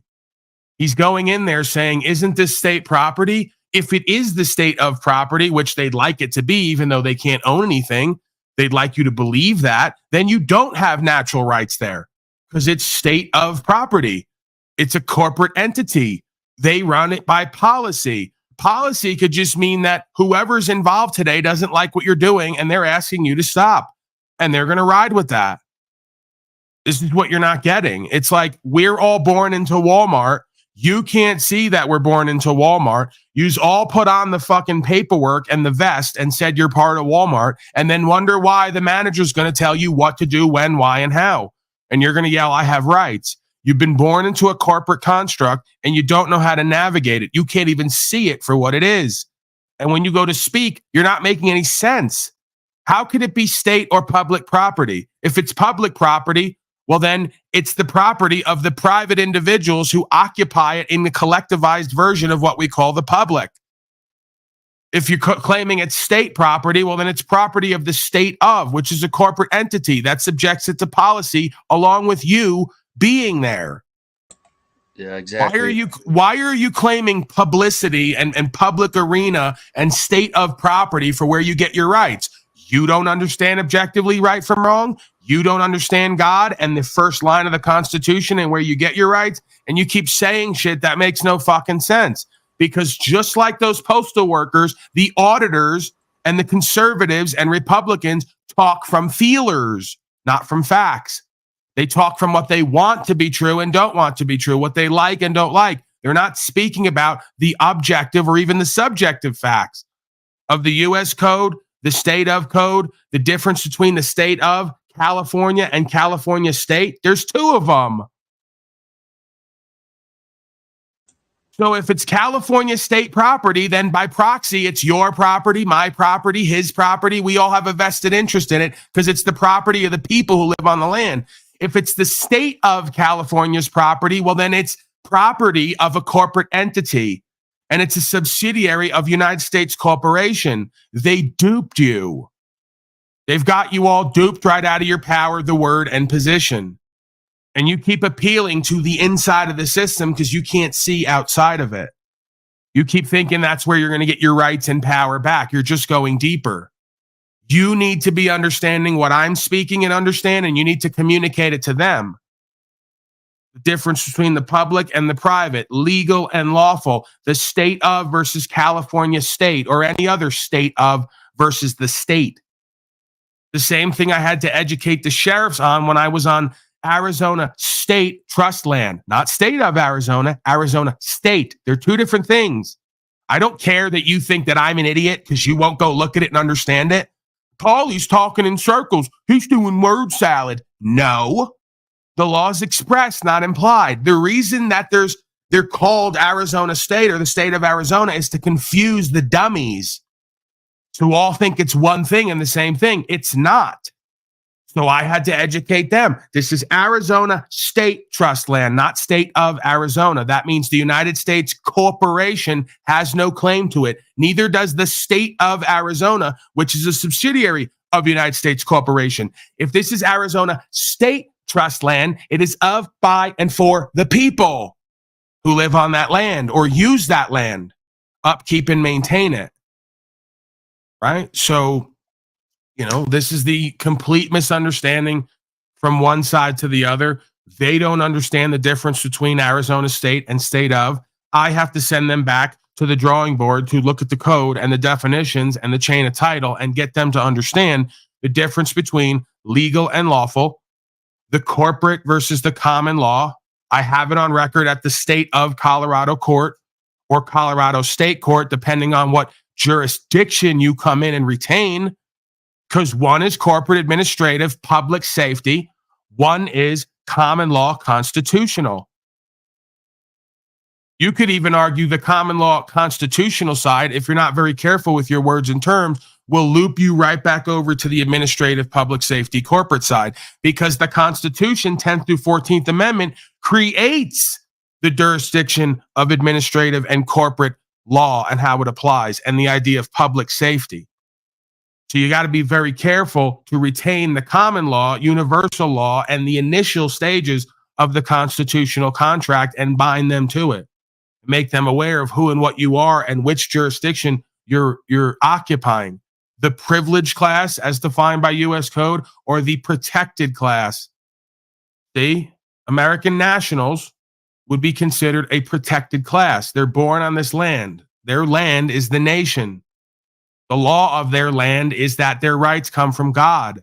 They are a protected class. The administration is then tasked to uphold their God-given rights.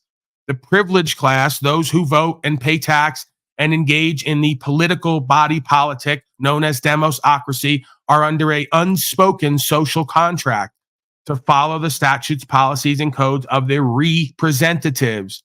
That is not a republic. That is democracy. That is collectivism and corporatism. That's what they have you all inserted into by your own volition and voluntary contracting, whether you know it or not. Get it through your fucking head. Tired of all you constitutional law scholars who won't look at the first 3 damn U.S. codes and understand what is enumerated there and what is delineated there and communicated there. It is beyond embarrassing and laughable. So when you show up to court, they're going to laugh at you, they're going to mock you, and they're going to throw your ass in jail like they did Mr. DeCastro, because you can't even understand the simple dynamics of public and private, of the amendments to the Constitution, of the difference between legal and lawful. There's a legal society and a law society. What's the difference? No one knows. No one cares.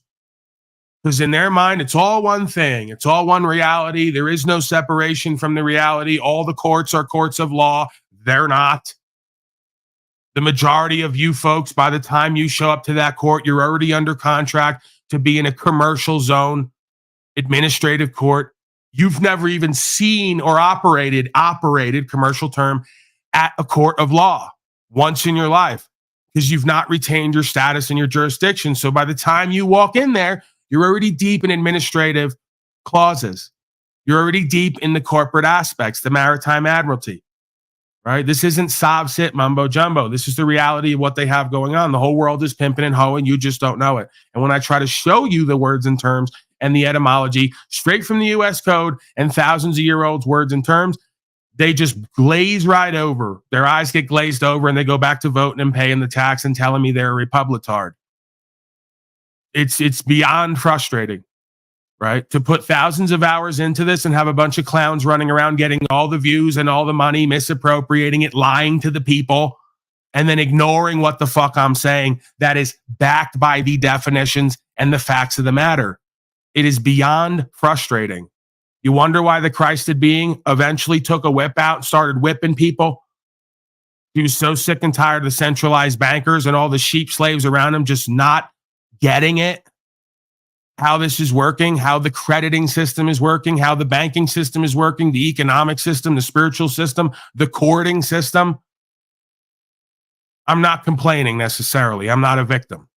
I'm just saying I'm identifying on some level with the Christed being a scripture who probably did this for thousands of hours and then spoke it to other people and they went and voted and chose Barabbas again and he couldn't fucking take it. Because I can't believe that the people born in this land will not listen to the absolute truth and the facts and the definitions and will continue to choose their own genocide and slavery and go, I'm helping. If you can't see and feel and understand what it is that I'm putting forth, you have no idea what that being went through and what the level of frustration must be. I'm not making excuse and justification either, right? I have to control myself and understand that I am thankful and grateful and blessed and I'm honored to be here and do what I do, right? And for the few, the willing few, as my other channel is called, the backup, non-backup, because, you know, that's not connected to this channel or to this beingness and anything I do here. They're unrelated, completely unrelated. I follow policy. I follow YouTube policy. I'm a good boy. For the willing few who come here and want the truth and resonate with the truth and are willing to apply it and get results, I guess this broadcast and this beingness is for you, not for me. Your thoughts, Mr. Brian O'Shea? Is Brian O'Shea still here? Oh, yes, he's in the back. He somehow left and came back. Thoughts, Mr. Brian O'Shea? Yeah, we got some miscreants at your main channel. I was just telling them, inviting them to come on over. Brody, you speaking English words? Because I listen to somebody who comes on with that look in their eye, with the goofy hat, and then uses the first word, Brody. Brody, you speaking English words, but not sense. Is it possible that I am speaking words that make sense and you're just too slow on the uptake to make sense out of the words I'm speaking that have a purpose, a meaning, and a value? Is it possible? Drugs are bad. This is perfect timing. This is exactly what I would have expected. Right after I just vented like that, I would expect someone in the chat to say, Brody, you speaking English words, but not sense, right? It's perfect timing. We've seen it here many times before. So it's me, right, sir? I'm the one who can't comprehend, who can't understand, who can't communicate. Right? It's me. It's not you. No. Many times before, someone comes here seemingly who's retarded, incompetent, incapable, incomprehensible when it comes to their communicative ability, and they will come up and try to give me advice. It seems like they're retarded, incompetent, incapable, but it turns out they actually know what I need to be doing and saying.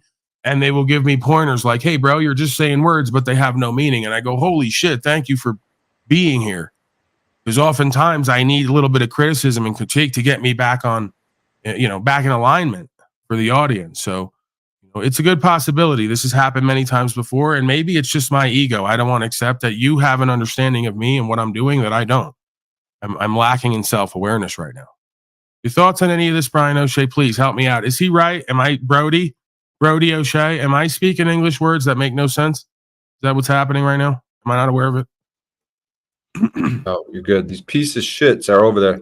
What does the other guy say? Oh, you only got 13 people. Brian sent me and I'm disappointed and I choose to leave all 13 of you. Right. It doesn't matter to them or anyone else that the reason I have 13 people on a 22,000 subscriber channel is because I'm shadow banned. I'm actually dealing with treasonous, traitorous, backbiting infidels, right? While DeCastro and many others have hundreds of thousands of subscribers and continue to embarrass the legal, lawful conversation and everyone a part of it, I can't seem to get more than 10 to 15 live viewers on a 22,000 person channel. So there's probably a good chance, if we know anything about how life works and the system works, there's a good chance that I'm onto something more than a lot of other folks here, because for some reason they don't like what I'm saying and they try to keep me and my presentment from other people. And I'm doubting that it's for everyone's safety, because I know they like to say Paulie's a stop-sit terrorist and put warnings under all my videos on the first channel, right? Ever since that travel video on the first channel got millions of views, they've been really pissed. So they just kind of ragdolled the channel ever since. The second one, not so much. Still some issues, but not anywhere close. Right, so let's just forget about all that. Let's make fun of Paulie because his first channel can't get more than 10 to 15 views. It has 22,000 subscribers, but the second one has 120 people here right now. Right? I don't know. You figure out what's going on there. Kind of threatening to this system when you're not threatening this system, but you're showing yourself and others how to be a righteous, honorable, presentable, law-abiding man, the law of the land, aka God gives me my rights to pursue my happiness any which way I please, as long as I don't cause loss, injury, and harm or owe a debt. Right, the common law. It's very dangerous for the system because I'm not a sob-sit. I'm not a citizen, so I'm not claiming sovereignty as a citizen of the United States. Right? I'm not a terrorist. I'm not terrorizing anybody. If they're being terrorized, they must be up to some bad behavior if they're getting scared of old Paulie boy, because I'm just talking and living what's true and what's right. Maybe that's what's scaring them so much. If you start talking and living what's true and what's right and other people start doing the same, it might be a problem for folks who want to continue a revenue generation Ponzi scheme of evil and deception and dysfunction, which is necessary. Let's be clear. As I said in that intro, that non-cartoon that I showed earlier, right? I understand government would only be necessary for a preponderance of a population that's unable or unwilling to govern themselves. So sounds a bit paradoxical, right? Paulie boy wants to correct the record and be left alone and have his rights and the law upheld, but somehow or another he's okay with the statute, policy, and code governing other people who want the same but don't have the same status and standing on record. Yeah, I'm not a hypocrite. They're going to say that's hypocritical. No, I'm not a hypocrite. If you don't want to correct your status and standing in the record back to what it should have been before you defrauded it and filled out all the paperwork incorrectly and created fraudulent instruments that you identify with the corporate entity on and with, till you correct that, the record's going to remain the same. And the record stands true unless you rebut it or unless you rebut the presumption or the application and what's on record, which you folks haven't. So again, that's a maxim of law, right? The affidavit or the record stands true unless you've rebutted it under presumption. You folks haven't. Do you think I'm going to go against this system that was meant in order to uphold our rights or govern the mentally and criminally insane? I got news for you. The majority of folks are criminally insane because you're claiming a United States corporation as the land and the government or the government. It's not. You're claiming you're a person, which means mask in Latin, in all caps, corporate entity. You're identifying with it. You're claiming that codes and policies are laws. So by the time you show up, just as I would think, the administration and the courts think, this person is non-compos mentis. They're not competent. They're not capable. They're criminally insane. They're claiming multiple things with their record and their paperwork, and none of it is in alignment with any kind of truth from one world to the other. You're in a nether world. You're in a purgatory. And that's why they're governing you. We're so deep into this that what I'm telling you at some point may not even work anymore. Because it's just going to become common practice and common law for the people who live on the land to just do fascism and appeal to their emotions and false authorities in every situation.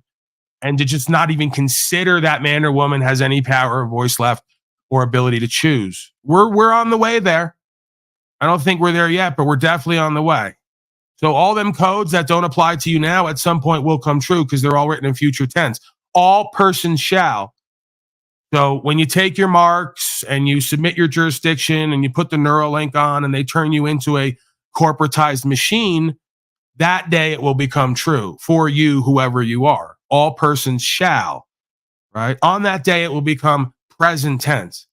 All persons, non-human, non-men and women of the people, non-human entities, legal persons, based on the contract and the dynamic, the system's dynamics, all persons will now follow statute, policy, and code because they're essentially non-human anymore. They're androids, part robots. They're working on it. We'll get there. Give them another 50, 100 years. I'd say max. We'll be there. If we're not going to be there over the next 3 to 5 or less, potentially. Don't mean to do any fear porn, just pointing out what's obvious, seemingly, right? Just pointing out what spiritually seems to be obvious as far as the idea of comfort, convenience, and technology, all there to destroy masculinity and to not only create a feminized human species of inauthentic corporate males, but a corporatized, controlled, technocratic version where you're just kind of merged with the AI machines, a little secular humanism. No big deal. We're going to transcend and transmute here any day now. Just bet on it. Once we merge with the machines and you completely negate all of folks' emotions, which run them ragged, that's when the level up's going to take place, I suspect. You got a lot of folks who are just really upset with this idea of thoughts and emotions. And they'd be really benefited by the idea of machines coming in and just really taking control over their thoughts and emotions. So they no longer have to choose their own suffering. It's going to be great. You'll have constant dopamine, bliss-filled uploads. You could just live in constant pleasure. Let me show you the video from the 2045 Consortium Conference where they come together, the world leaders, and explain in a video that they're going to merge all of humanity with a digitized system and pretty much let you live forever and have nothing but pleasure and bliss. Oh boy, will that be lacking in purpose, meaning, and value. But it'll feel so good. Sounds and of fun. course, yeah, I know. You folks that are already living that world will love it. You'll love it. You won't have any accountability or responsibility anymore. You won't have any liability, right? There'll be nothing you could do wrong anymore because you'll exist in an alternate digital world. Everyone will respawn, right? You can't actually steal or break anything because it could just respawn and everyone has infinite money. Oh my God. It's going to be amazing. Yeah, you'll lose complete connection to the living God and the creation, but who gives a fuck? Who really cares, right? Your thoughts, Brian O'Shea, on the merging with machines and the technocratic envelopment that is the answer to a lot of folks' self-chosen suffering of not being able to control their thoughts, emotions, actions, and by proxy, their future and destiny? Yeah, it's exactly what automobiles are. They're homogenized. There's nothing unique about them anymore. They're tinted. It's they're going to compress it into a robot suit. It's going to be all connected to the internet. You're going to be completely merged with it. And you're going to have your identifying numbers on you. So it's exactly what they want. They want to take that. Well, that's what the idea of identification has been. They don't understand that there's something that runs this world spiritually. It's been talked about from the beginning of time, and it uses spelling to cast a spell on you and entrain you and entrance you so that next thing you know, you wake up one day and you're a completely different version of self than what you would have chosen had it not deceived you. So that's what identify means. We've heard the word identify so much that it's lost its meaning, if anyone ever had the meaning. Identify means to take on a beingness that is not originally your own. So you got folks running around now who've been uploaded one generation after the next to the idea that you must identify, identification, identify. You're literally saying and speaking the words of the spelling where you've changed in your original positioning and status for something or someone else. You've been deceived and tricked out of your power and position. You've identified as something other than the original creation. That's why we're seeing the judgment that we're seeing. This is what I say, the whole world is pimping and hoeing, because ultimately, what does a pimp use in order to keep control over the mind of the broken host? The word, the perverted, corrupted word of truth, telling 3/4 truths and quarter lies. Oh, that's your political religious system, right? It's your economic system. So the whole world is pimping and hoeing. I'm not interested in these well-to-do middle-class white folks who want to get uppity and get triggered when they hear the word pimping, or they see that I name this channel Proper Instruction Motivates People as a takeoff, as a play on words to show the power, inherent hierarchical power and value dynamics of man and woman in this realm and in corporate venues. So I think it's absolutely appropriate psychologically, sociologically, because it's one and the same. Don't really care if folks like it or not, if they want it to be true or not, or if they get triggered by it or not. That's what's happening. The majority of folks are being pimped right out of their power and position and their connection with God by a bunch of silver and gold tongue. Not even, sorry, that would be me. I have the silver and gold tongue because I speak right from the heart and I live the truth. You're being talked right out of your power and position by a broken hoe up there masquerading as a pimp, calling himself Joe Biden or Donnie Trump. These aren't even good speakers. They're not good people. They're not good speakers, and they don't have good plans for you. And you keep supporting them and bringing all your money back to daddy, at least 30 to 40% of it. You're still a hoe by definition. If you believe you have to give any amount of what you make and create to your daddy in order for him to run everything for you, you're pimped. There's no other way to see it. Right. And of course, pimps have a code, and so do the political system. So they're running you based off of a daddy up top using a code. And they're telling you 3/4 truths with quarter lies. The greatest lie that you can tell often and frequently to most folks is the one closest to truth. That's the greatest lie, the one closest to truth. You got rights, all right. They'll tell you, you got rights to vote and pay taxes. They ain't going to give you the rest of the story. And, you know, the majority of slaves ain't going to go look for it either on their own time. And when they come across someone like me and I give them the rest of the story, they can say, who are you again? Where's your degree? What corporation you work for? Oh, you smoke marijuana, huh? Yeah, we don't want. Well, yeah, you don't know nothing. No way he could know something. The same thing of being like Socrates or any other philosopher would have gotten in their time, in their day, on the edge of town. Right? Oh, he's the madman on the edge of town, right? He don't know what he's talking about, trying to reveal the truth of this culture and this society and how we've been deceived and misled from the beginning of time. All right, come on in, Socrates. You're going to have to drink this for us, bud. We're going to need you to decide to kill yourself because you're a threat to our democracy, right?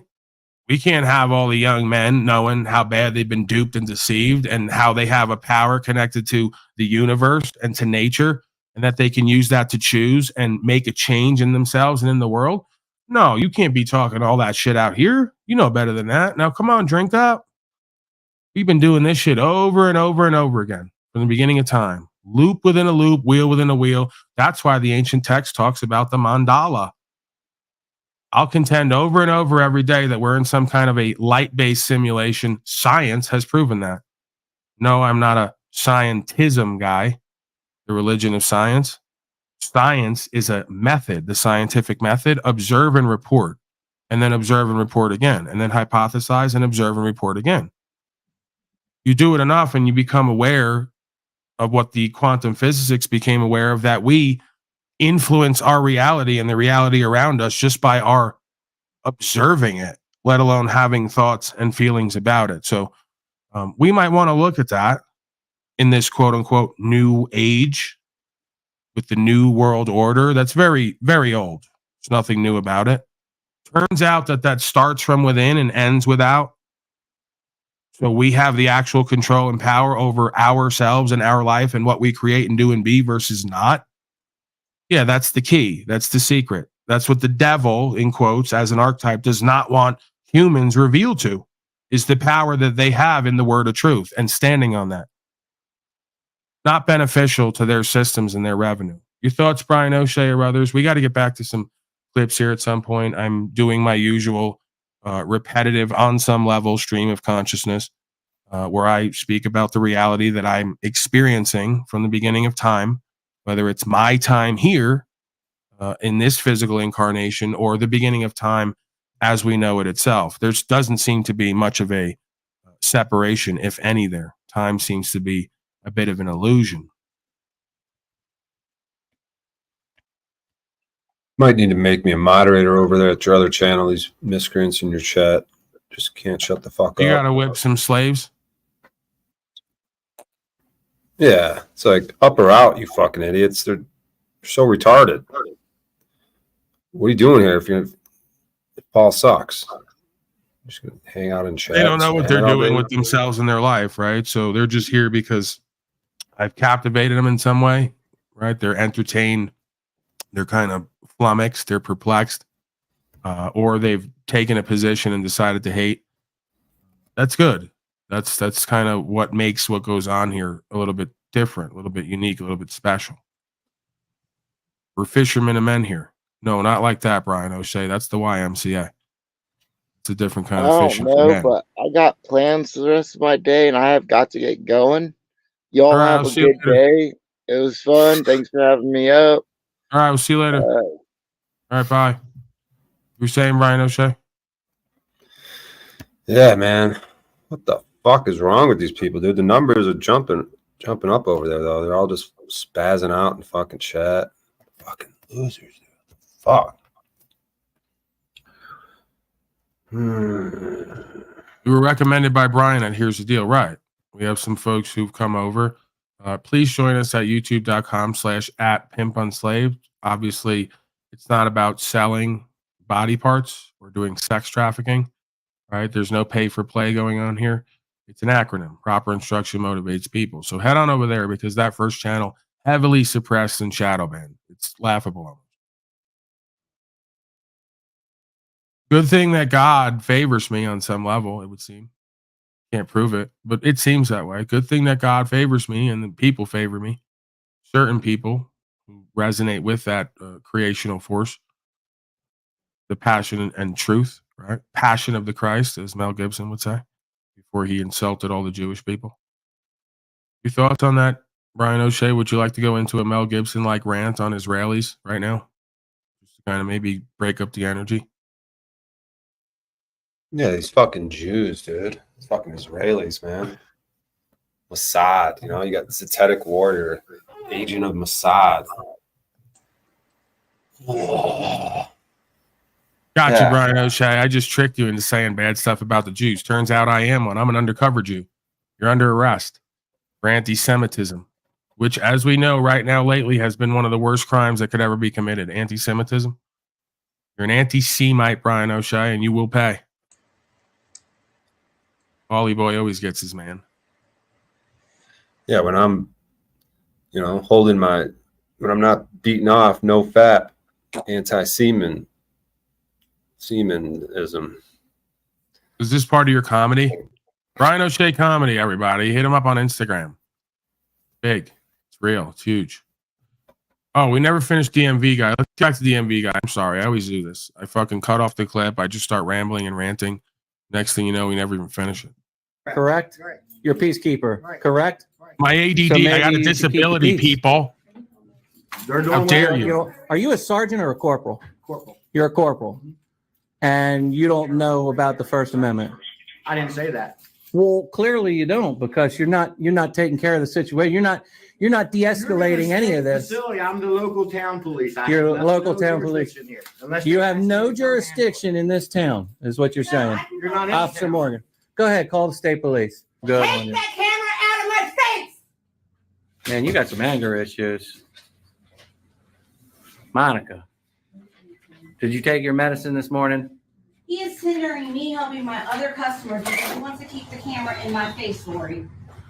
I've already asked him to get the camera out of my face, but because I want to help my other customers, he's saying, "Oh, this is going to be fun for his audience." No, so this is going to look real good on you, helping other people before you help me. Just because I have a camera in my hands. If they want to help you, if you put the camera down, they can help you. No, I want help while I want to record my transaction. I should be allowed to do that. I will be right with you, okay?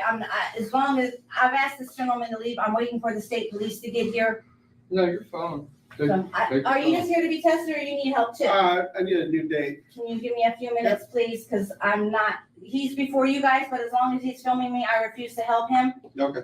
So, my district manager is calling my operations manager, and Sorry, guys. I think you're the one that's going to be in trouble, Fred. Really? I think so. Why would you think that? Because they're bringing the cops. Well, why would you think I would be in trouble, though? Because you're filming in a state. thank Place. you, in a state facility. Is that illegal? And I have asked him to take the camera off. No. Thank you. No, it's not illegal. I've asked him to turn the camera off. I would be more than happy to help him. Oh, we're all going to get an education today. When as soon as the state police come, everybody's going to be educated. God damn it, Karen. The reason they're coming out. It's a state facility. Hold on, Brian O'Shea. No, I don't. It's logic class with your teacher and host, Paulie Boy Unslaved. Why do you tards and auditors keep running around genuflecting to legal and illegal? You know, at one point, let me take you back a bit. Remember those African Americans, those dark-skinned people that they used to take as property, along with other folks too who weren't dark-skinned? Let's not get into it. That'll cause a whole argument. Remember that? That was legal. I know, shocking. It was legal to take human beings as slaves. Some parts of the state ofs, right? Some part of the corporate legal, you know, when they started to create these systems, right, of like, you know, taking power over others using their codes of their societies. Would you have walked into a post office at the time and went, hey, is taking people as property legal? Because if it is, I'll support it. What the fuck difference does it make if something's legal or illegal? Is it lawful or unlawful? Is it causing loss, injury, and harm? If something is not causing loss, injury, and harm, and you don't owe a debt, then it's not unlawful, in which case it can't be made illegal because you have a right to do it. If something is illegal and it's lawful, then the legality of it is null and void. That's the whole point of the Supreme Court and all the rest of it, to remind these slaves what they can and can't do in uniform, trying to use their legal codes. Why do you all keep conflating the law with legal and illegal? Many things have been legal that are immoral. Does that make it lawful? No, it's still unlawful. Why do you genuflect to their system and use it for where you get your understanding of right from wrong and the law? This is my point, and I'm tired of Brian. Now I'm going off on Brian. Brian, I love you.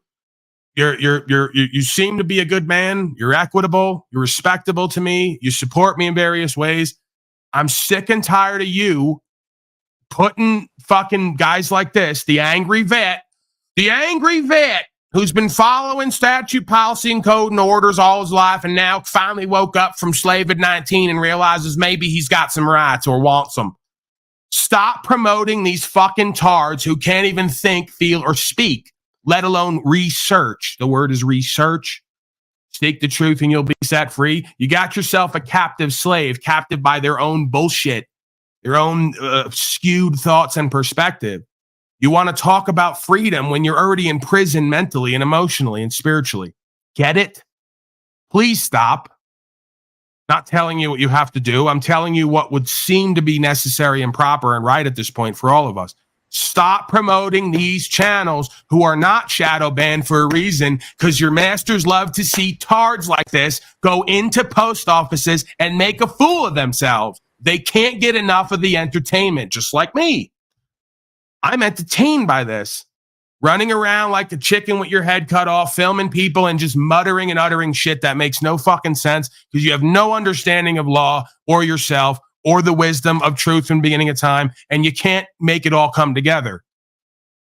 Pure embarrassment. It's the Castro season. All the tards are coming out of their home with cameras now to be law scholars, and they can't find their ass with both hands. Please give us a break. Give the God of creation a break. Give the devil a break. Give Paul Unslaved a break, which might be synonymous in this community, the devil and Paul Unslaved. I may as well be. I'm the mirror for all the shit you keep ignoring in your arrogance and not willing to look at or live and be. Yeah, that's me. I'm your devil. I'm going to hold you accountable. I'm going to bring in all the dark, scary, challenging testing shit the court's going to bring in at some point, and the system's going to bring in. I'm going to bring it in ahead of time so you can really look at it and understand it and reconcile it, transmute it, and do the damn alchemy. Anytime you folks are ready, all you auditors need to audit your fucking mentality and your perspective instead of the damn post It's office. public property. It's public property. I'm sorry? How much you like your phone? I love this phone. Why? Okay, keep recording. I'm gonna take it and I'm gonna shatter your phone. Yeah, yeah. You're gonna take my phone, huh? Yeah. You got that on video. Hey, you gonna take it? Yeah, I am. Huh? You ever been fucked by a man, boy? Take my phone. I'm gonna take that phone. I'm gonna fuck you with Go ahead it. and take my phone. You ever been fucked by a man in a yellow sweater? It's not pretty. The issue anyway? I mean, why do you have to film? I guess I'm questioning that. Like, so in these tards' mind, right? If they wrote up a code right now, like if someone went in the back and wrote up a policy in a code that says the guy in the yellow sweater can fuck you in public, you'd go, well, it's legal. I didn't realize. I'll bend over. You can fuck me now because there's legal policy and code. They just wrote it up. You really are this fucking stupid? Have you seen that South Park where they say back to the pile? No, I haven't. Here we go at South Park. See, this kid's reference for everything in life is cartoons. He's like the other kid that just was here, the drunk guy. He goes, won't you make a cartoon about freedom? Maybe we'll figure it out. Won't you do that? I go, maybe I just let the world burn before I sit around making cartoons for grown men to understand who and what they are and rights and freedom. How about that? How about we really gamble here? I just laugh while the world burns and you go deeper into fascism and slavery. And even if I die, I get to say I died and burned, self-immolated without ever having to make cartoons for grown men to understand who they are and rights. I'd rather go that route. I'm sure you understand. Cartoon called Rights and Freedoms. Right. Yeah. That's what I'm going to do now. I'm going to stop talking for thousands of hours and pointing to the US code and the record and the history to make cartoons for tards who don't know what planet they're on. Don't know what gender they are.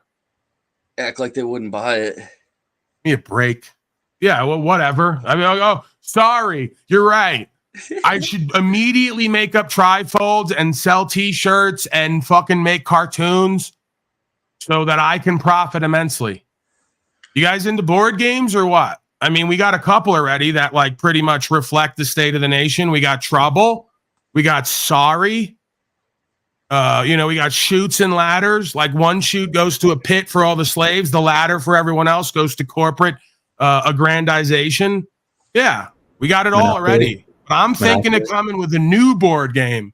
It's a combination of all of them. Trouble, Sorry, Chutes and Ladders. What were you saying? Right, Monopoly, we have that one. That's another representation of this aristocracy and this corporate fascism. Monopoly, yeah. You know, whoever owns Boardwalk and whoever controls the bank is going to run the show by the end of the game. Because everyone else is going to get slaved. Yep. Yeah, that's reality. Federal Reserve.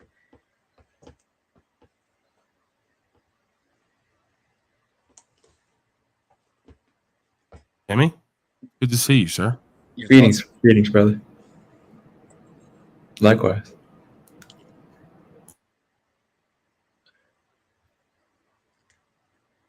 You got anything?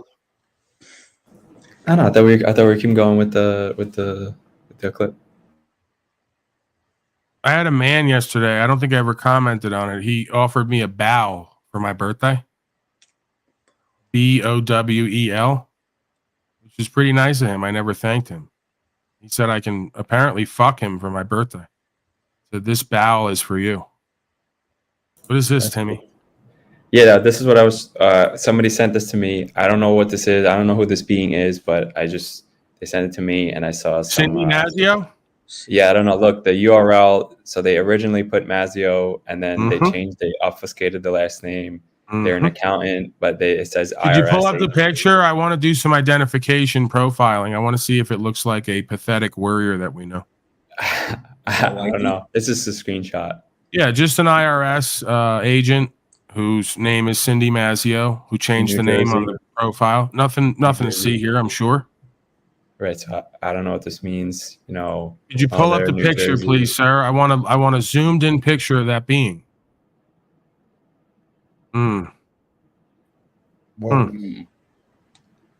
ahead, click on it. Could you click on it and bring up the other photos? It's a screenshot. A screenshot. Okay. Yes, I don't know. Zoom in, please, all the way. Yeah. I mean, do I even have to say anything? It's the temples for me. I don't know what this means. I'm not claiming anything. I'm just. No, I'm not claiming anything either. It's just Cindy Mazio, IRS agent. Nothing to see here, I'm sure. Jersey. Looks strikingly a lot like Satetic Warrior, but whatever. Sure, it's a coincidence. Or Snafu, he's screaming pedo pose. That's a man, baby.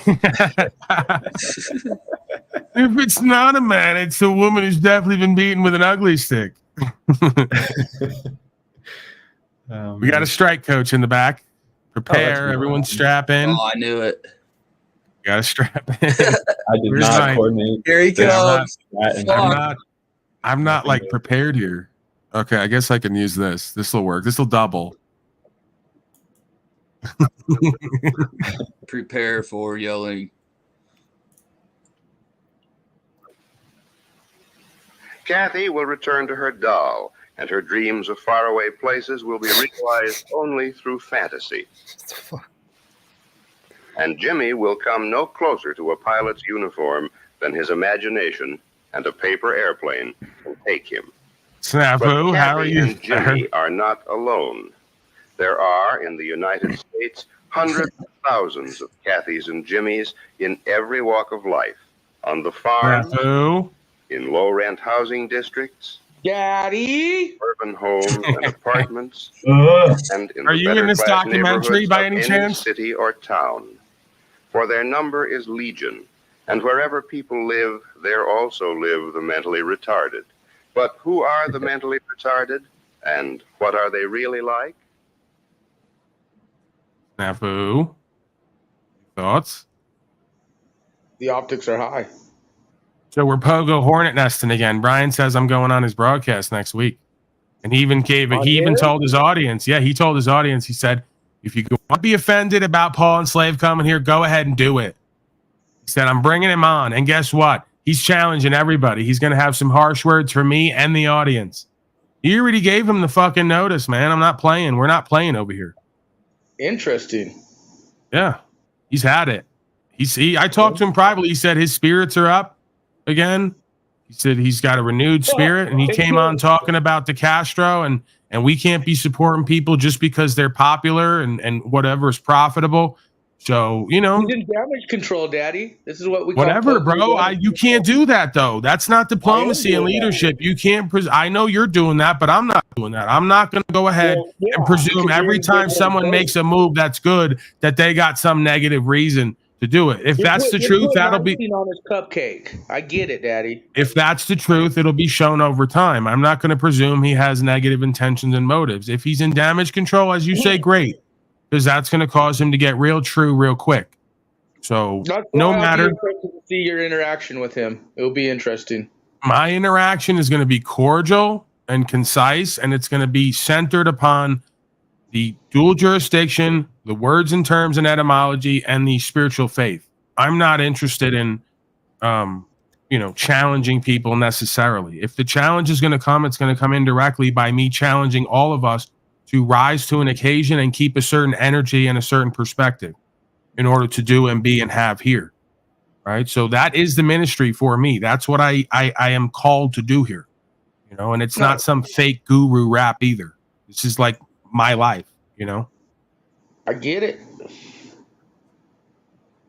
Your thoughts otherwise? Do you have any other thoughts? Metaversal miscreant myths, interpersonal dynamics, historical context? I think the strike team is very well tuned up. We are causing ruffles around the universe of the metaverse, and that's fine. Fuck y'all. The optics are high. Well, I'm going to presume that Brian is making an attempt to be authentic and to adhere to certain values and principles and to not be swayed by, as he says, his gullible nature. Right? So maybe he really is a loving, caring, nice person. And he is, like most people who are loving and caring and nice, at times easily manipulated or suggestible. If he's willing to say that and cop to that, well, I have to run with that. I can't presume that he's actively lying. Right? Maybe he just doesn't know or, subconsciously doesn't want to know. And by virtue of me being in his ear or out front and him being aware of me again, as he was in the beginning, we will have a different conversation and potentially a different outcome. I have to be open to that. I knew exactly what I was doing when I did it, and I knew exactly what would happen when I did it. So this isn't something unexpected. Like I said, I'll be looking at the optics. So you're a pogo whisperer is what you're saying. You're like a pogo puppeteer. You're that Machiavellian. My whole thing is, I know where you stand. I know where Brian stands, whether you agree with me or not. And he's a pogo piece of shit fucktard. and you have, and I've had our like things, but you're nothing like a lot of these others, including him on that Right. list. So okay, let's argue Socratic method here. Let's just say, because I don't accept that, but for the simulation, Brian's a pogo piece of shit. If Brian's a pogo piece of shit and I'm not, well, then isn't it great that we're all interacting? Because then he gets an opportunity to see and hear a different perspective and potentially change. I would have never did what I did unless I read Brian and his pogo relations right. I would have never created the opportunity for you guys to rekindle or talk. Or this is really to see if Brian's going to hold accountable to his actions as of his metaversal grifting and alignment with certain, because I questioned him about the whole Marfugo Mike Strutton thing. That's a whole separate thing. He was in denial with that shit, but just the fact of him grifting for Castro, he's in damage control. He knows how bad it's been and what's going on. So my whole thing is to watch this interaction. Right. I mean, at the end of the day, though, right? Like, if he's willing to say that the Castro did an abominable appearance and it was embarrassing, he had an embarrassing appearance. Then doesn't it long term just make, as you say, his optics look bad for him? Like, this is what I'm saying. Is like, if he's choosing to do these things, then by me being around and him willing to talk to me, it gets shown that, hey, maybe we shouldn't support these things objectively just because we don't want to see people locked up for quote unquote free speech or filming police. Like, they're not mutually exclusive concepts. If Brian was in the deep, darker pogo holes, I would have never even reached out myself to create this interaction with him and you. I know what I'm doing, and I hope this will be an eye-opening instance for him on accountability versus credibility with the digital experience, because credibility, accountability, real recognizes real in the end versus the grifting business snake oil pogo for media relations. And that's why I'll be watching closely. All right, let me go to this. Maybe I'll return back to the auditing fellow. I got a Judge Simpson courtroom appearance. I don't know what it contains. Like most things, we're going to watch it together. The title is Judge Simpson Snaps on Prose Huts. So apparently somebody attempting to present themselves, or as they like to say, represent themselves. Let's watch a little bit of this, see where it goes, see if there's anything here of substance or value to critique here or break down.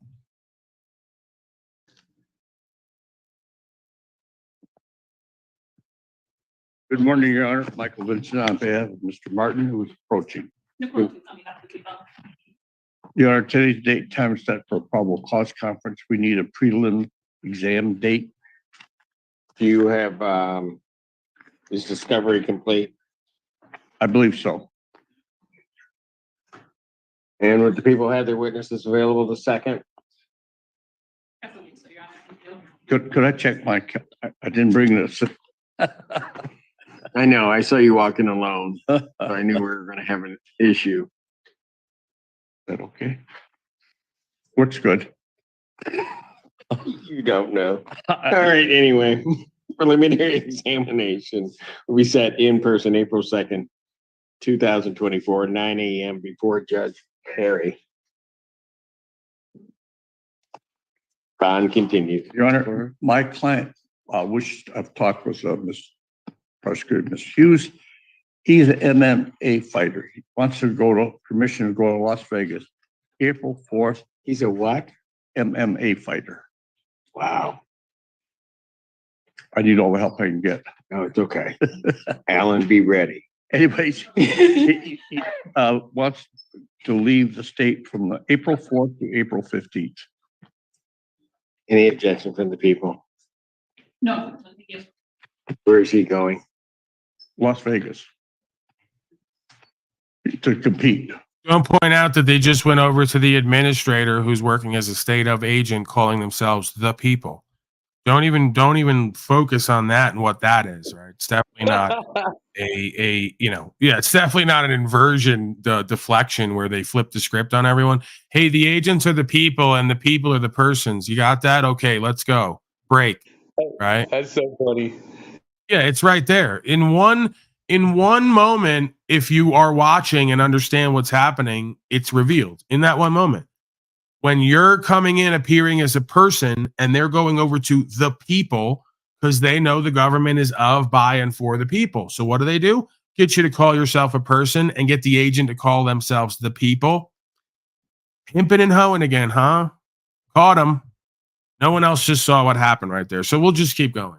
That's where you pipe up and you correct the record completely and go, holy shit, there must be some big mistake here. Is that Mr. or Mrs. People? No, that's just the people. That's not their name. Really? Who or what am I again? Oh, you're just appearing in person as this. Right. Oh, yeah, we have a big mistake. I'm actually a man or woman of the people. This governance and this public service is all of and by and for me or someone like me. That looks like a person, not the people, not a people. That's an agent, a person, a mask, someone acting as a state actor. Is it a coincidence the word is state actor? And the word person means mask wear? Actors wear masks. So they flipped the script on everybody. Had you become the actor of the state, the co-trustee, and named the state actor a member of the people in order to retain all the power and the sovereignty in the room and be able to move the court. See? If you reveal that they are actually the person and you are the people, you retain the sovereignty and you get to move the court absent another man or woman there with a claim of loss, injury, and harm. You're saying to me? It's literally, look at it in the top right square. Yo, it's literally evidenced maybe, I don't know, 50 different ways to Sunday. Like 50 different situations, words, presentments, like the quote unquote on HON dot, right? What is that? I don't know. I'm presuming it means honorable, right? Like, dude, he's sitting like a meter above you, not you, right? Above the slave, right? There's the yellow fringe on the flag. There's the usually the paper, the charging instruments, nonsense. Calls them all in capitis diminutional maximus. Like at every fucking stage, he calls you Mr. whatever his name is, Mr. Johnson. Calls you Mr. He gives you a title. You don't rebut it. It's like literally every fucking stage. They slave you up at the door, and you give up all your rights. It's how much clearer can it be? Well, that's why you're appearing in person, and that's why the people, who's the prosecutor, state actor, has all the power and say in the room. They tricked you, tricked everyone, duped them. Oh yeah, sure. No, I'm just saying. Okay, that's your story. Stick to it.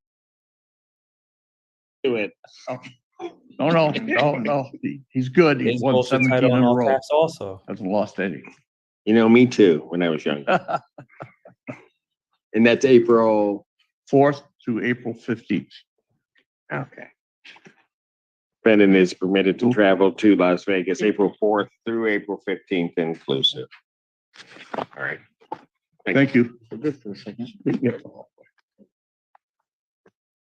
Hold on, we got a cool truck in here. Cool truck, and how are you, sir? Well, I'm doing well. Y'all? I'm blessed, sir. What can I do for you? How can I help you? Did you have a question, comment? I've been watching you for a couple of years now, and I seem to have lost you and just found you today. And this is a very interesting conversation. I think that freedoms that people think they have is a fallacy. No one's free. I mean, you can't do anything anymore without the big eye of government over your back shoulder watching you. I mean, I own several properties, and but I don't own them.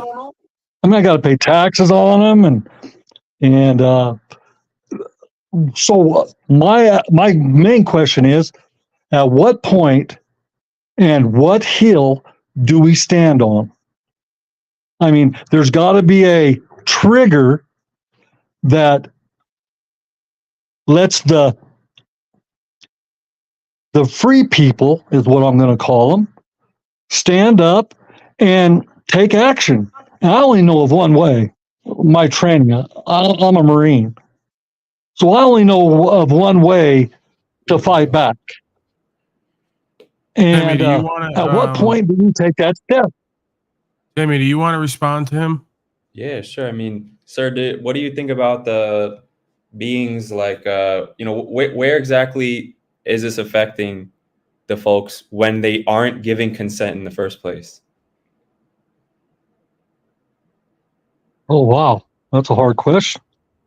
I mean, I don't know how to answer that. I mean, because everything I want to say now, I mean, Paul has brought it into my consciousness that language is not what we think it is. I mean, the terms and terminologies we use have meanings that we don't even know. And I've lived my life where you were supposed to go to work and work hard and retire with Social Security and Medicare, and the government was going to, take care of the patriotic Americans. Well, that's not the way reality is. And my eyes were opened 4 years ago. And I've about had it. I'm an old dude. I'm concerned for my grandkids. I mean, that's my main concern now. I mean, the things that are being taught in school was heresy when I was going to school. Yeah, but you can't control what's happening. You say you're concerned about your grandkids, but they're probably still in the school system, whether or not it's your choice or your family's choice. And so what can you do with the world if you can't even handle the grandkids? You get what I'm saying? They're still part of the system, and they're part of your family. My son just is in the process of homeschooling them. And we're buying a piece of property, and we're going to build a compound, and we're bringing the whole family on, and we're going to shut off the world as much as possible. Are they in the school system now, sir? As after this year, they won't be. They got a couple more weeks left of school, and then after this, A little What's too that? late. Like, I'm not saying it's a little too late on a mass scale, not with your family particularly, but you ever heard the words "it's a little too late"? Prophecies being fulfilled Yeah, at the but highest but level. that's the point. That's the point, Snafu. We can't all constantly focus on this 8 billion being problem and then go and just throw our hands up and go, well, what are we gonna do? Like, let's just pick up G to the U to the the rest of that word and go and then be angry about it. All I can do is, like this gentleman is saying he's doing, preparing with his own family, the tribe that he does have jurisdiction over. Can do. So I salute you to that, sir, with the land and the getting your family right. I appreciate that. But the first thing you said about where I think you were going with that, with you referenced your past. I mean, to me, I mean, look, it seems like, and we don't need to argue about how the state corporation is constantly over with the big I over everything via statute, code, and policy. But where we need to all have the conversation for who's the we, the we that wants to be free is, well, what are we doing in each of those individual situations when it seems like the quote unquote state is overreaching? Because in my opinion, folks haven't been acting honorably in all those situations. For example, property tax. Well, have the beings questioned this and asked honorably and said, what is this? Why are you asking for this? Income tax, federal tax. What is this? Why are you asking this? All the, local building codes. Why are you attempting to do this over I? Why do you presume that you have any interest or jurisdiction here? And all the other things, traveling, marriage, right? Why are folks getting into these contracts with their young ones, their progeny? Why are they accepting jurisdiction of CPS and all these other things? We can go down the whole list of 20 or 30 things, right? At each of those instances, there's an issue. Usually the man or woman gave up his rights, didn't even know that he was doing that because they were ignorant of the law, and that's no excuse. The law is you can give away your power all you want. And so that's the serious conversation that needs to be had before, in my opinion, before a a force. Again, I don't want, before like that conversation comes up, force and mass, you know, whatever you want to call that, let's get right individually and in these individual situations, because that actually might change all this in peace. If you get what I'm saying. Beings have to be taught this system like a broken hoe. A pimp has to come in and give them the good game so they can learn how to contract and make agreements versus not get themselves in agreements that they wind up getting their property or their rights taken or subverted. So that's what this is, you know, and it's like these things are the things that nobody's ever talking about in these institutions and these systems. If you want to know where the power and value is, go to all the things they're not talking about and won't show you and tell you. Don't go to the shit they show you and tell you and keep everyone talking about. That's where your power and value's lost, like voting. We're going to have another one of those great elections everyone's a fan of shortly. And they're going to presume that everything's going to change immediately if they just get the right clown, corrupt puppet slave in there. It's not going to happen. So while they're focusing on that and Diddy and all the rest of the crap in the mainstream media and the mainstream system, what they're not focusing on is who and what they are, knowledge of self, which is knowledge of the universe, and how to contract properly and do ethical good business, if you want to call it that, right? Or have an honorable record, you know, and be presentable with that record. This is what we need to be taught as men that nobody's teaching. So it's no wonder why we got a bunch of grown men who are now basically owned and controlled.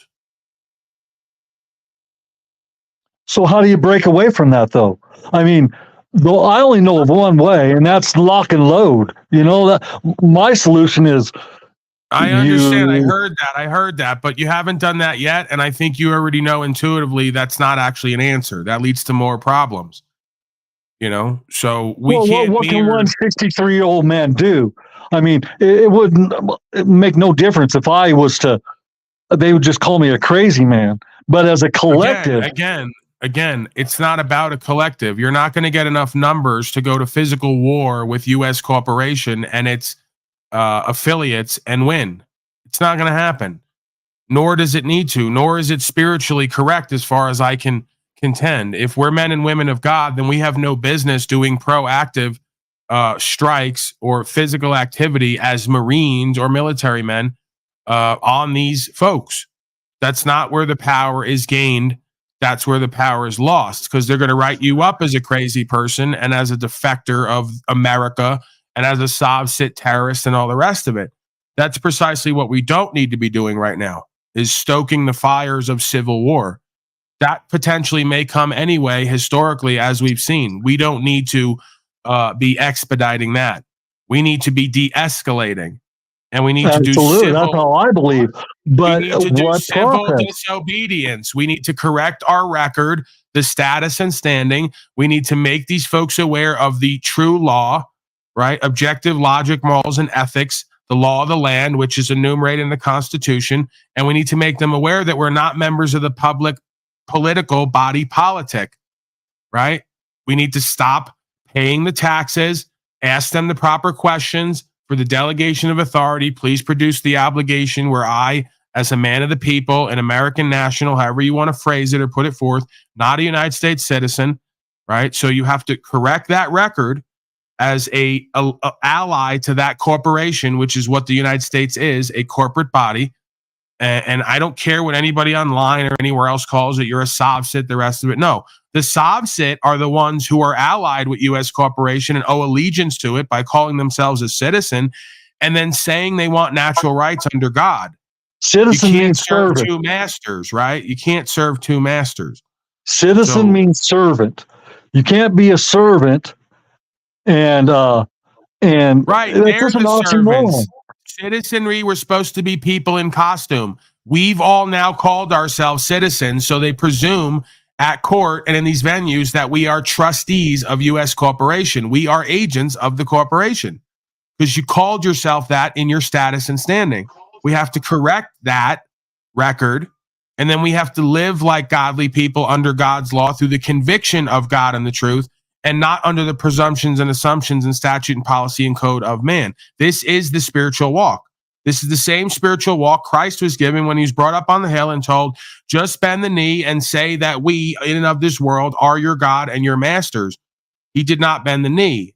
There was no fighting involved. This is a spiritual record to go on record with what we call God and the universe and the record of the universe. We are not complying. We're not fighting you.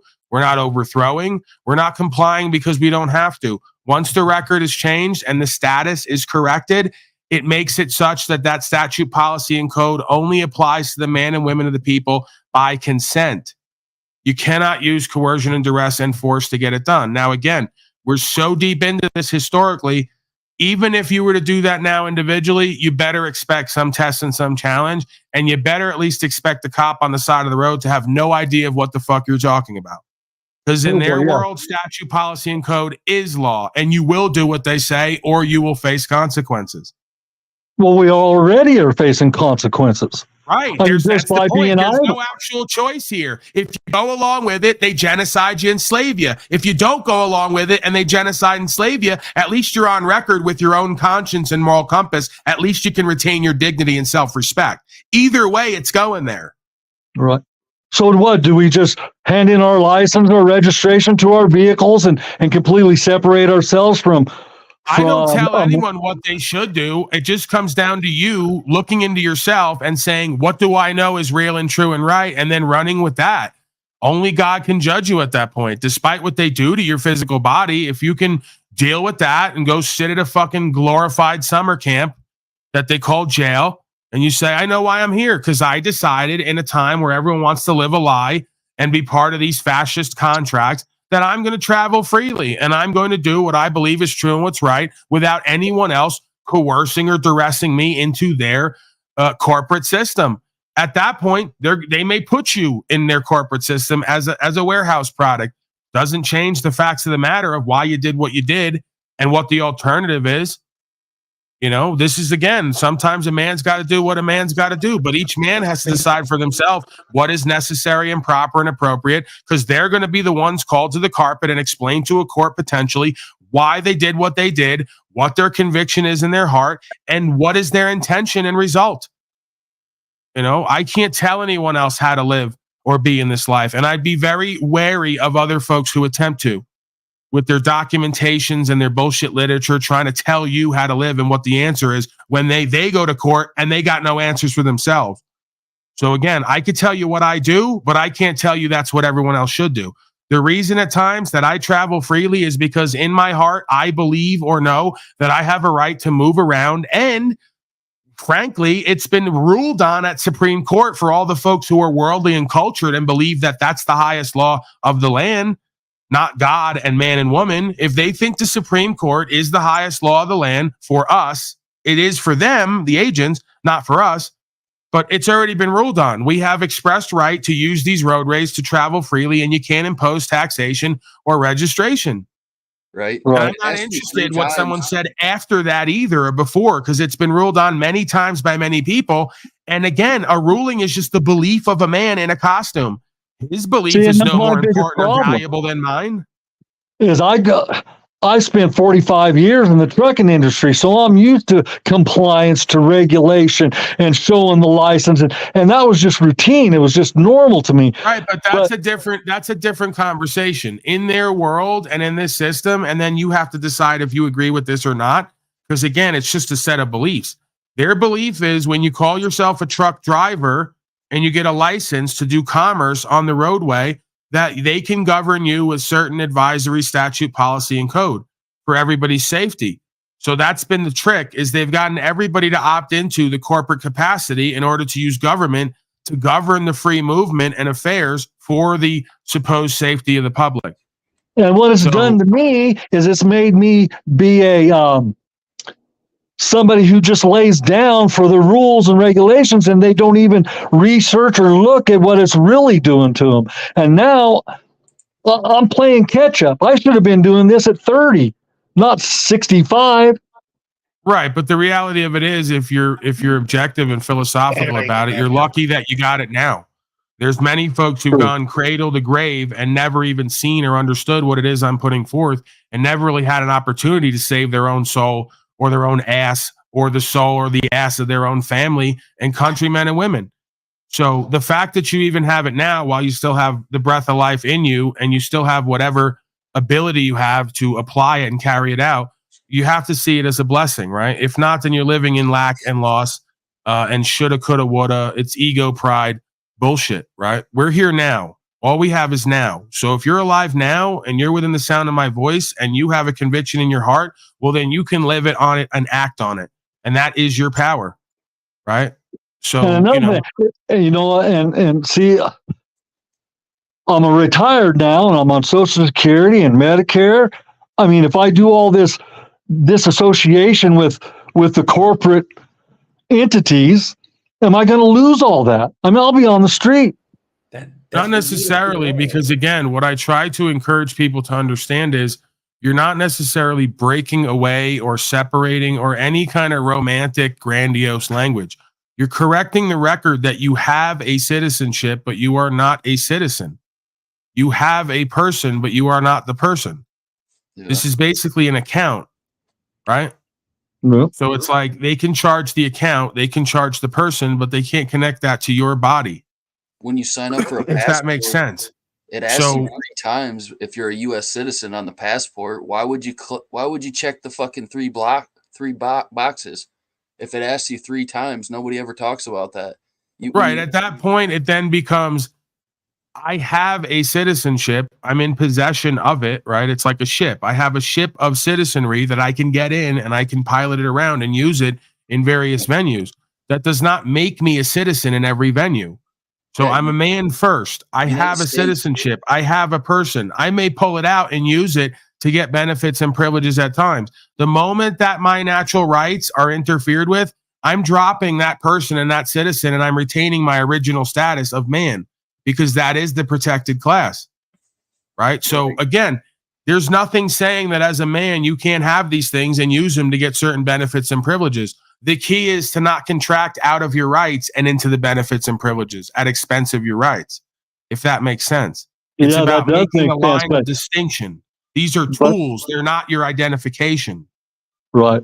But my question is how? I mean, because you've been studying it for over a decade. I mean, I've watched you for a while, and I know your extensive education in this matter. I mean, but I'm just beginning, and I'm afraid of making a mistake, so I'm paralyzed in non-action. Right. I mean, that's most people. They're too afraid to activate their heart-based consciousness and to move on the conviction that God put in them. The whole system's based on fear. Yeah, right. This is like the base dynamic. It's faith or fear. If you're in fear, you can be governed. If you're in faith, well, only God and self governs you. That's why the Matrix is probably somewhat true. You just have to get in. You get an ID for your legal name from them. You got the driver's license. You just get an ID for your legal name, and then you take and you create your own personal ID that you would have certified, and you don't use any capitalization of your name, the first letters of each of your name. Look at your license or your ID. Your first name they put first is your last name.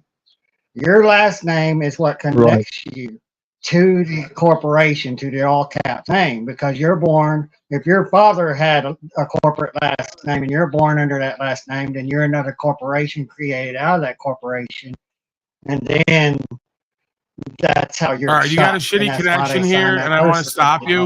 Yeah, because I've only caught about half of what he said. Yeah, you got a shitty connection. You got to get it together, man. I don't want to destroy the integrity of the broadcast trying to let you speak. I'd like to hear from you, but bottom line, what he's saying is that the majority of folks have done fraud, whether they know it or not. You can't really do fraud if you don't have the intention to do it. So technically, it wouldn't be fraud because you'd have to have the knowing kind of forethought to be frauding in order for it to be fraud. It really is just a misunderstanding and a mistake, right? The right. Record is an error because when they hand you every sheet, it says on it first and last name. The first and last name is supposed to be an all caps entity. So you're supposed to put in there first name, whatever your first name is in all caps, last name as it appears on that certificate. You're supposed to be entering the data for the record of the person. What you go and do is enter the data for the record of the man. And that's where the joinder takes place, right?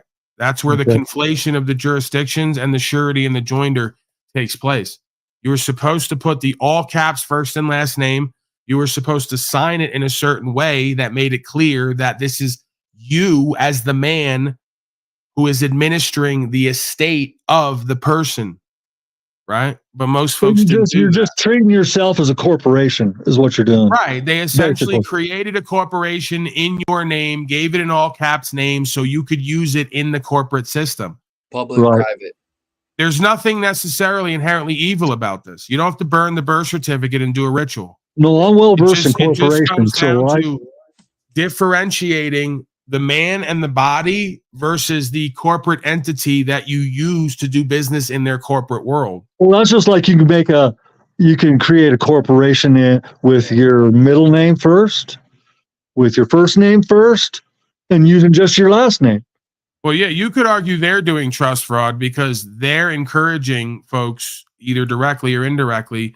They're lying by omission in a sense, if nothing else. They're encouraging folks to fill out these documents with their given and family name rather than the name of the person in order to conflate the jurisdictions and create the bondage in order to slave humanity with policy, statute, and code, right? It's fascism. Again, the merger of state and corporate power. So you could argue that someone somewhere knows what's going on at the top. They're well aware of what this is. They get folks to play right into it because it's beneficial for them and their system. And they're not interested in giving full disclosure and notice to the average member of the public and individual because it'd be detrimental to their business practices, which are unethical, you could argue. I don't think that there'd be any argument there. You know, if it's not immoral, it's definitely unethical. Right. But again, I don't go into complaining and victiming. I say this is a spiritual dynamic first. What better system than this devilish system to test God's people on who and what they are and what they lie with spiritually? I think it's great. It's beautiful in its ugliness. You couldn't come up with a better simulation test in order to take God's people, put them into a simulation, and get them to put on record over and over again who or what they serve. And guess who and what that is? When you go to most people's record, the black and white there shows who and what they are and what they serve. And it ain't God and God's people. It ain't the living God. No. It's something else, you could argue. I don't think it's a coincidence. Absolutely. I believe that to be true. And it's But worldwide. I'm at going this to back point. out of here. I'll let somebody else in. I just wanted to come in and ask some questions and say how I felt. And I appreciate the opportunity. Thank you, sir. I appreciate you being here. Come up more often. I hearing from will. you. I Let me will hear if from they don't hide Giovanni, your man. What do channel you got? from me anymore. I mean, I was just lucky to find your live stream. I mean, they didn't give me any I don't do notification. lucky. I don't do lucky. We walk by faith, not by sight. Luck is the lingo of the worldly cultured society, right? There's Okay, something well, bigger going on here, right? I I don't believe found in it at random coincidences. as I was surfing the net. I know what you're saying. I don't believe in randomness. I don't believe in random chance, right? When you're having sex, sir, I know you're a bit older now. Maybe you don't engage in that anymore. When you're having sex, do you yell out, "Oh God," during the point of climax, or do you yell out random chance? You get what I'm saying here? That's a good question. Right. So I don't believe in the random chance and coincidence. I believe folks are brought here because of the energy and the frequency and the resonation with truth. It's in their soul before they ever met me. It was One guiding last and leading and question. revealing before they ever met me. One Go last question. Have you ever heard of Billy Carson? No, I haven't. I don't believe I have. If I have, I don't remember. You really need to watch him on YouTube. He goes into all this resonance and he goes back into ancient, the Nephilim and all that stuff and how it, yeah, you need to Billy Carson. Just watch his videos. Very, very enlightful. All right.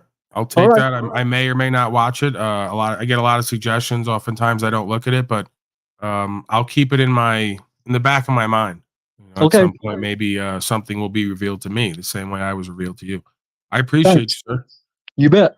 Bye-bye. Your thoughts, Giovanni?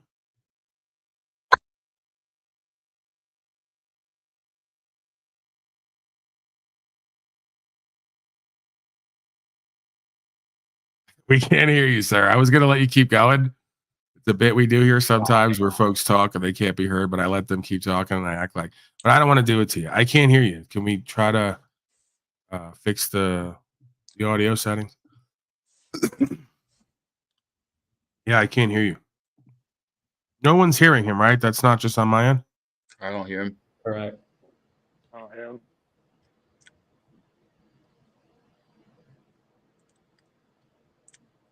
I see his finger moving like Talcott. Fail. It's like being on like a spacecraft. It's like a space station. Like you hear this guy feeding back. It's like the radio. We're on the space station. Dude, you're feeding back. You got to get a headset, Rebel Studio, and your connection's terrible. I'm putting you in the back. I can't do it. We're now aboard the USS Unslavius space station. Over. Can we hold on? I'll bring it back in. I need you back in for the bit. All right, go ahead. Unmute your mic. I'm going to use you as a prop. Please unmute. Now he doesn't want to unmute. Incredible, huh, Timmy? I asked him to mute. He unmutes. I asked him to unmute. He doesn't. All right, we're on the Unslavius space station, USS Unslavia. We're reporting in. Back to base. Over. He muted again. He can't even let me use him as a prop correctly. Get out of here. What's going on, Giovanni? Am I coming in clear to you guys? Never work with children, animals, or panel members. That's the show business rule. We can hear you now, Giovanni. You're good to go. Sweet. Hey, just wanted to say hi and bless y'all. Hey, I was hearing some interesting things from you, Paul. You made some references to some biblical writings, as far as the Most High and God goes. So I was just wondering, man, like, do y'all, or at least to you, Paul, do y'all actually read the Bible? Do you partake in that book? Oh, God. Yeah, I mean, I have read it. I don't claim to be a biblical scholar, and I don't claim to have read every inch of it. But I think that there's a truth available for every being that is spoken about in that book, making the book only a correlation of the experience that we all can have rather than the source of the experience, if that makes sense. So I tend to use the Bible as a correlative text to correlate to my firsthand experience in conscious and awareness, because it's kind of apparent to me that if any man or woman at that time in that book had a godly experience, well, then that experience is available for all people at all times, right? So I don't go to the Bible as a source of creation and the firsthand experience. I go to the Bible at times to correlate the consciousness and awareness and the experience with that in this realm, and it tends to overlay one for one. I mean, I could say the same thing for the Tao Te Ching. I could say the same thing for pretty much any ancient spiritual quote unquote text that describes an experience in conscious and awareness beyond the average, if that makes sense. Gotcha. Thanks for sharing. That's it. It was way too easy, man. Yeah, that's all I got for now. Perhaps maybe. Well, what are your thoughts on that? You're not going to give me anything back. Your thoughts on that? Like, what do you do? What's your intuition or conviction? And you mean regarding the Bible? Is that what you? Yeah, like, do you agree on what I just said? Did I make what I was trying to say clear enough? Like, do you get where I'm coming from? Does it make sense to you? Do you have a different take on that? Yeah, man, I definitely get where you're coming from. I do personally have a different take on that. Myself being a man of the faith and I would say biblical scholar and a servant of Yeshua or Jesus, I would definitely say I have a different take on that. When you made statements earlier about, God's people and, the experience in the matrix or, this world that we are in, I do definitely believe that there is a set apartness, an intention for the Most High, the Creator, God, for His people to be set apart from this world. That definitely could be implying in facing the legal system, or how this world construct, but not only that, but also be set apart in holiness, in the sense that this world, it partakes in a whole lot of different things other than, just being a slave to the system, such as culture, traditions. And the Most High and the Bible talks a lot about that, to be not to learn the ways of the heathens. But that's a big subject, man. I don't know, I don't want to hijack your show there. I want to be. No, there's no hijacking. I'm interested in you expounding, because so far I don't really disagree with you. Where we may find a disagreement, if I had to presume, which I don't necessarily have to, but I guess I will for a fact. I presume that we're going to find disagreement when it comes to certain day-to-day habituations and biological needs, more specifically sexuality and things of this nature. Now, if you want to expound a little bit more on the heathen as you understand it, what the ways of the heathen are, and this is kind of the same idea of, as I see it, the infidel spoken about in Muslim scripture and Christian scripture. It's basically the being that has no conscience or nothing that it serves outside of its day-to-day habituations and general pleasures. So with that said, I'm not demeaning day-to-day habituations and general pleasures. I'm just saying that it shouldn't be our God. It shouldn't be what we prioritize, if that makes sense. So I'm kind of a being who I accept the highest aspects of self and the lowest aspects of self, because I understand that all are necessary to have this experience. Right. But in a sense, I have a prioritization that we should use conscience locally as much as possible to determine right from wrong, to be responsible and accountable. Right? So I just believe that essentially, God, how it created us with a conscience to know right from wrong through our firsthand experience and revelation. See, so that's really interesting. So, key words, right? Knowing right from wrong. So from what I can ascertain, you're mentioning that knowing right from wrong comes from our conscience, right? That the Most High gives us, or God gives us, right? So what is really, though, how do you really know, though, knowing right from wrong? I would submit that, myself being a man of the faith, and at the expense of sounding a little bit preachy, knowing right from wrong will definitely, according to the Bible, according to the word of the Most High, right from wrong, morality comes from the word, what actually the word says. So in other terms, the law, the Bible, or the Torah, it shows us and tells us what sin is by the law. So for example, at the basis foundation, you got 10 commandments, right? So this is the foundation for what is right and wrong. Now, for example, in these commandments, you got things such as, if we go into ladder 6, how we serve one another, you don't steal, right, from your neighbor. You don't covet your neighbor's wife, going into talking maybe about adultery and stuff like that.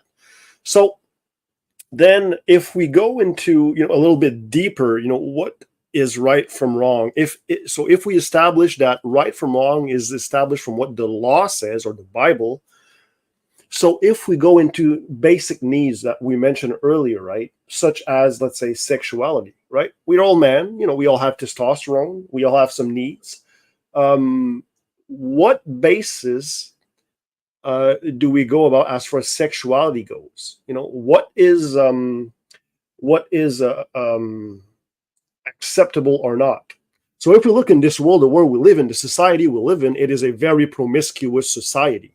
And if we go even farther than that, I mean, these people, you got the he-she's, you got the LGBT movement, where there's basically, it's free for all, right? Man can lay with man, woman. I think. Do you believe that it's wrong for a man to lay with a man or a woman to lay with a woman? Okay, so I'll give you the two answers to that. I'll give you the world's view. The world's view is absolutely not. The world's view will say love is love. No, I'm not asking you that. I'm asking you, as a man of, you say, of the faith, is there an objective moral wrong being done when a man lays with a man or a woman lays with a woman? according to scripture, according to biblical principles, absolutely. Homosexuality, according to the word, according to scripture, is And what does it say should be done to a man who lays with a man and a woman who lays with a woman? So they should be murdered, sir, is the answer. So the word says is an abomination. They should be stoned and murdered. Either that or they're saying they should give them weed. When they say stoned, maybe they meant they should get high. And we're misinterpreting that. But I'm pretty sure the scripture says something along the lines of to murder a woman if she lays with a woman. So if you're a true man of the faith, why are you not out stoning lesbians today instead of arguing with me?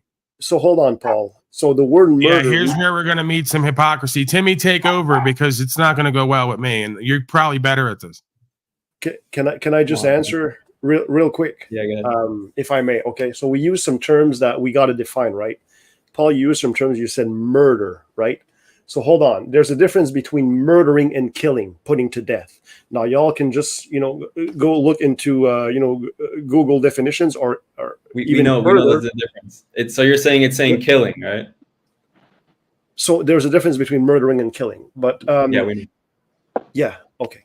So basically, though, what I am trying to say is that so see, that's the thing, right? Paul mentioned like, why am I not going out and murdering or not murdering but killing, putting people to death that are homosexual? Well, myself, man, I don't have a heaven or a hell to put anybody in. All I can do is really, just try to bring a better way, a higher understanding as for what the will of the Most High is for a man or a woman. That's all I can do. I'm confused. I'm confused. You just said you're a man of the faith and that the book is the law. When I point to the law, which is the book, you say you're going to deviate from the law in the book for what your conscience tells you. We just loop back to where I started, where I said, God is in you and a part of you. You have your own conscience God gave you. That makes the book superfluous. And when we go to the book that you claim is the law you follow explicitly, you won't do what it says there because in your conscience, the book is fraudulent and egotistical and sick and twisted. Wow, mind fuck, huh? So if you're not going to follow the law that is the book and kill the lesbians for laying with other women, that proves God exists within you and your conscience, because you and I both know that's where I was going with that interrogatory. That's where I was going, is we don't need the book because our conscience is good enough. And you already proved you use your conscience more than use the book because you're not killing lesbians today or any other day. I rest my case, Your Honorable Nubs. Well, I am, Paul, I am in a way killing them. All right. Let me explain you how I'm doing that. All right. I know we live in captivity. I'm not interested in your interpretations and euphemisms. The scripture says explicitly, stone them. What do you think? So unless you're going to argue it means give them weed so they can get stoned, it means kill them. Why are you deviating from your law in the scripture when you don't find it to be convenient with your conscience? No, sir, I'm really not only that, but you also go to the Bible. What I'm trying to say, if I can just answer that question real quick, and I'll leave you the Here we go with Rocky the Tard down there. These guys are all antichrist. Just a warning. That's not a warning. You're virtue signaling to other dogmatic non-Christians that we're the antichrist when you say you get your law from a dead book rather than your living conscience connected to the Most High. You folks are the antichrist. Okay, Paul, if I may, bro. Sir, Paul. Okay, so we know we're in captivity right now. We know that the captors, the European conquest, that's the world we live in. So we got to put everything in perspective. Back then, when these laws were made, which were, by the way, they were made for Israel or God's people, right? They weren't made for the nations, right? But anyways, point is, right now, what do you think would happen if I would go out and stone people, homosexuals? Come on. Then you're more afraid. Then you're more afraid of man's code than you are God's law. That means you're a servant of two masters and not a servant of God or your book and law at all. No, sir. The thing is, hang on. See, this is what I love about you. You claimed you're a man of faith and a biblical scholar, but you can't interpret the Bible, nor do you live it. So how is it exactly your law when, as soon as your incongruence with the scripture comes in, you start using your conscience and your own interpretations? So why is it okay for you guys to use your own interpretations and conscience while claiming the book is the law. When I claim the book is not my law, I use my own interpretation and conscience. All right. Let me put It's it this way. strange. And see if that makes sense to you, just real fast. So I do follow the law because, one, I'm not homosexual. I don't partake in that lifestyle. Two, I don't have any homosexual people in my life. I didn't ask you that. That just means you're discriminatory, bigoted, and you're hypocritical, because I'm pretty sure the Christed being only did ministry and pastoral activities with folks who needed to hear the word. So if you're claiming gay folks need the word of Christ more than anybody, why would you not hang out with them? Doesn't sound like a loving, faithful, ministering Christian. Sounds like a hypocrite to me and a bigot. But I am not. If any of you would lead my children astray, may you have a millstone thrown on your neck and thrown into the bottom of the sea. That's what your book says. You can't talk over him, Nubs. You struggle with timing at times. He's answering. You can't talk over him. See, guys, there is a lack of balance. I'm not a bigot. I mean, look, any homosexual can come to me and I can have a discussion with him. And I will talk to him exactly like I'm talking to you guys. I can receive everybody. What I'm saying is I do not have a close-knit relationship with these people. That's what I'm saying. And that's the form of killing I'm doing, even though I'm not. Right, because the reality of it is you probably have homosexuality or bisexuality in you, and it scares you to death. So you keep all other gay people away from you because you're in fear that you're gonna come into that lifestyle at some point and dishonor yourself. I suspect. Come on, man. It makes no sense. If homosexuality has no power over you and you have the power and the blood of Jesus and the truth of the word, you should be doing nothing but hanging out with homosexuals and ministering to them, unless you have some subconscious fear you don't want to address. I don't. My fear is really towards the Most High. He tells me to be set apart from this world, to not be conformed. How do you know it's a he? How do you know it's a he? Why do you hate the gays, man? It says hell in the Bible. Did you guys stop yammering and chattering and muttering and just let me have an interaction with him, please? How do you know it's a he other than the projection of your male ego, which is obviously completely unbound and unchecked? Okay, how do you know he's not a he, Paul? Great. Inverse non-logic, where you want me to prove a negative. I asked you to prove your claim, and you asked me to prove a negative. Okay. Which can't be done. It's a violation of logic. This is why I prefer folks study objective logic, morals, and ethics rather than a Bible they can't interpret, even if they do study it. Okay. Paul, I would say that under assumption, but I would think that you as a man, with your kind of understanding how life functions, I would think that you would understand that a creator, man, it is the divine essence of man to be the creator. Women are not creators. Okay, do you understand that? Could you elaborate more? Because I'm pretty sure the system we show is a system of duality that shows that you need a man and a woman to create life. I'm pretty sure that's how it works. Okay, we're going back to like 6th grade biology at this point. Okay, Paul, the world that we live in. So it's more likely that this God you speak of is a conglomeration of both masculine and feminine, light and dark, because it's the all that is all. You want to project your unbound masculine ego onto the creational force, and there's probably more evidence that the universe has a more feminine component to it, being that the space around you is emblematic of a womb. It's a dark, enclosed space where we are growing as beings. So you could argue there's more indication of the physical evidence that this universe is feminine, like Mother Earth. The reason you folks call God is because it goes back to the idea of when it rained, nobody knew where it came from. So they presumed it was the seminal fluid of a man impregnating Mother Earth. By there, they could get the crops and feed themselves. You're giving me ancient mythology that you don't even understand the reason for, and it just happens to sync well with your male ego. I'm going to ask you 2 questions. The creation is masculine and feminine. There's no denying it. It's dualistic. 2 questions. The platform that you're streaming on right now, what was it created by, a man or a woman?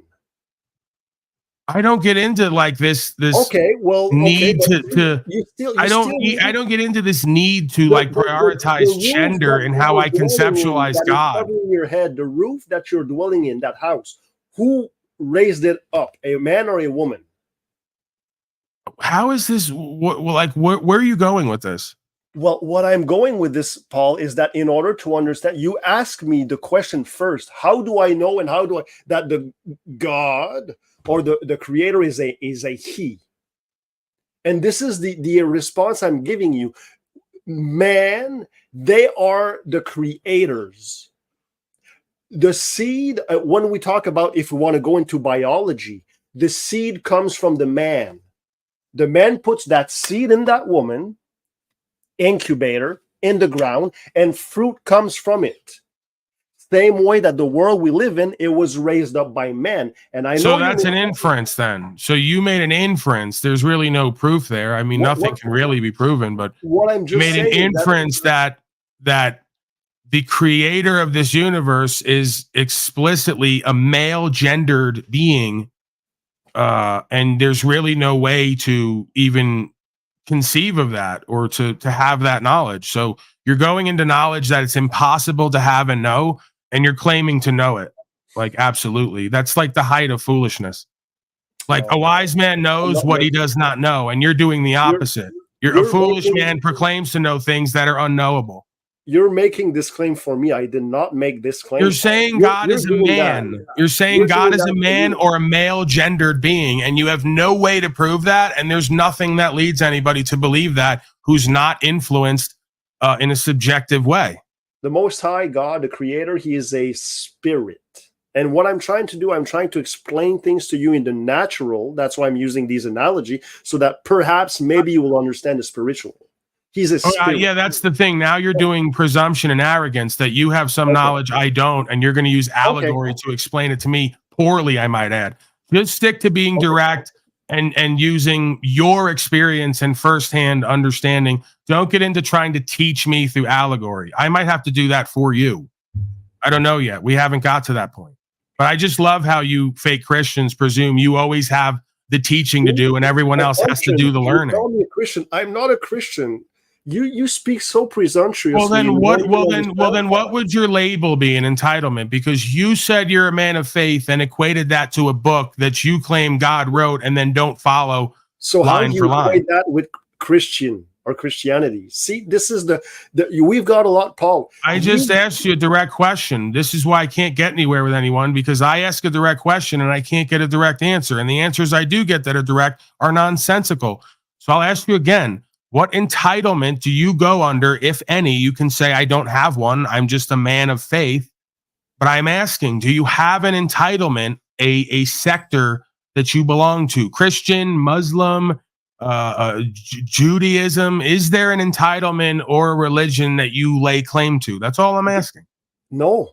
Just like you, these are all titles. Just like you have knowledge of the legal system, yet you're not a lawyer, you're not a judge. I accept that, sir. You're not getting any argument from me. I accept what you're saying. I agree. I align with that. Okay, same thing for me in the spiritual or religious, if you want to call it, realm. Right. Or theology realm. How's that? That works.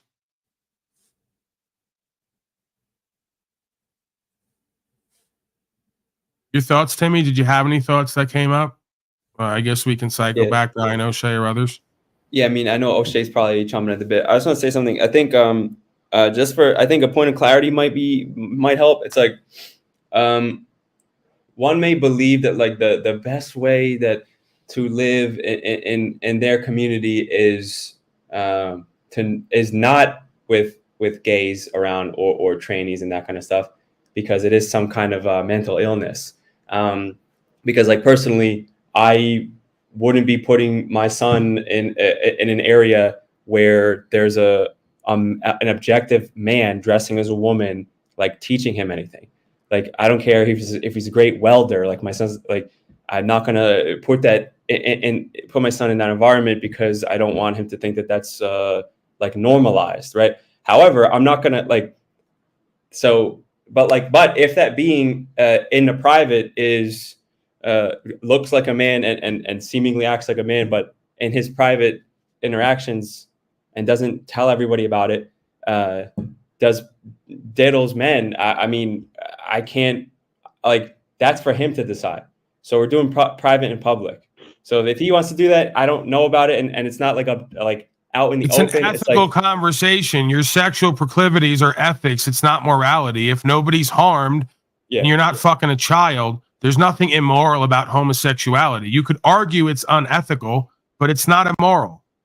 But real quick, Giovanni, I have a question for you. No, he's gonna he's gonna reply to what I said, and then okay.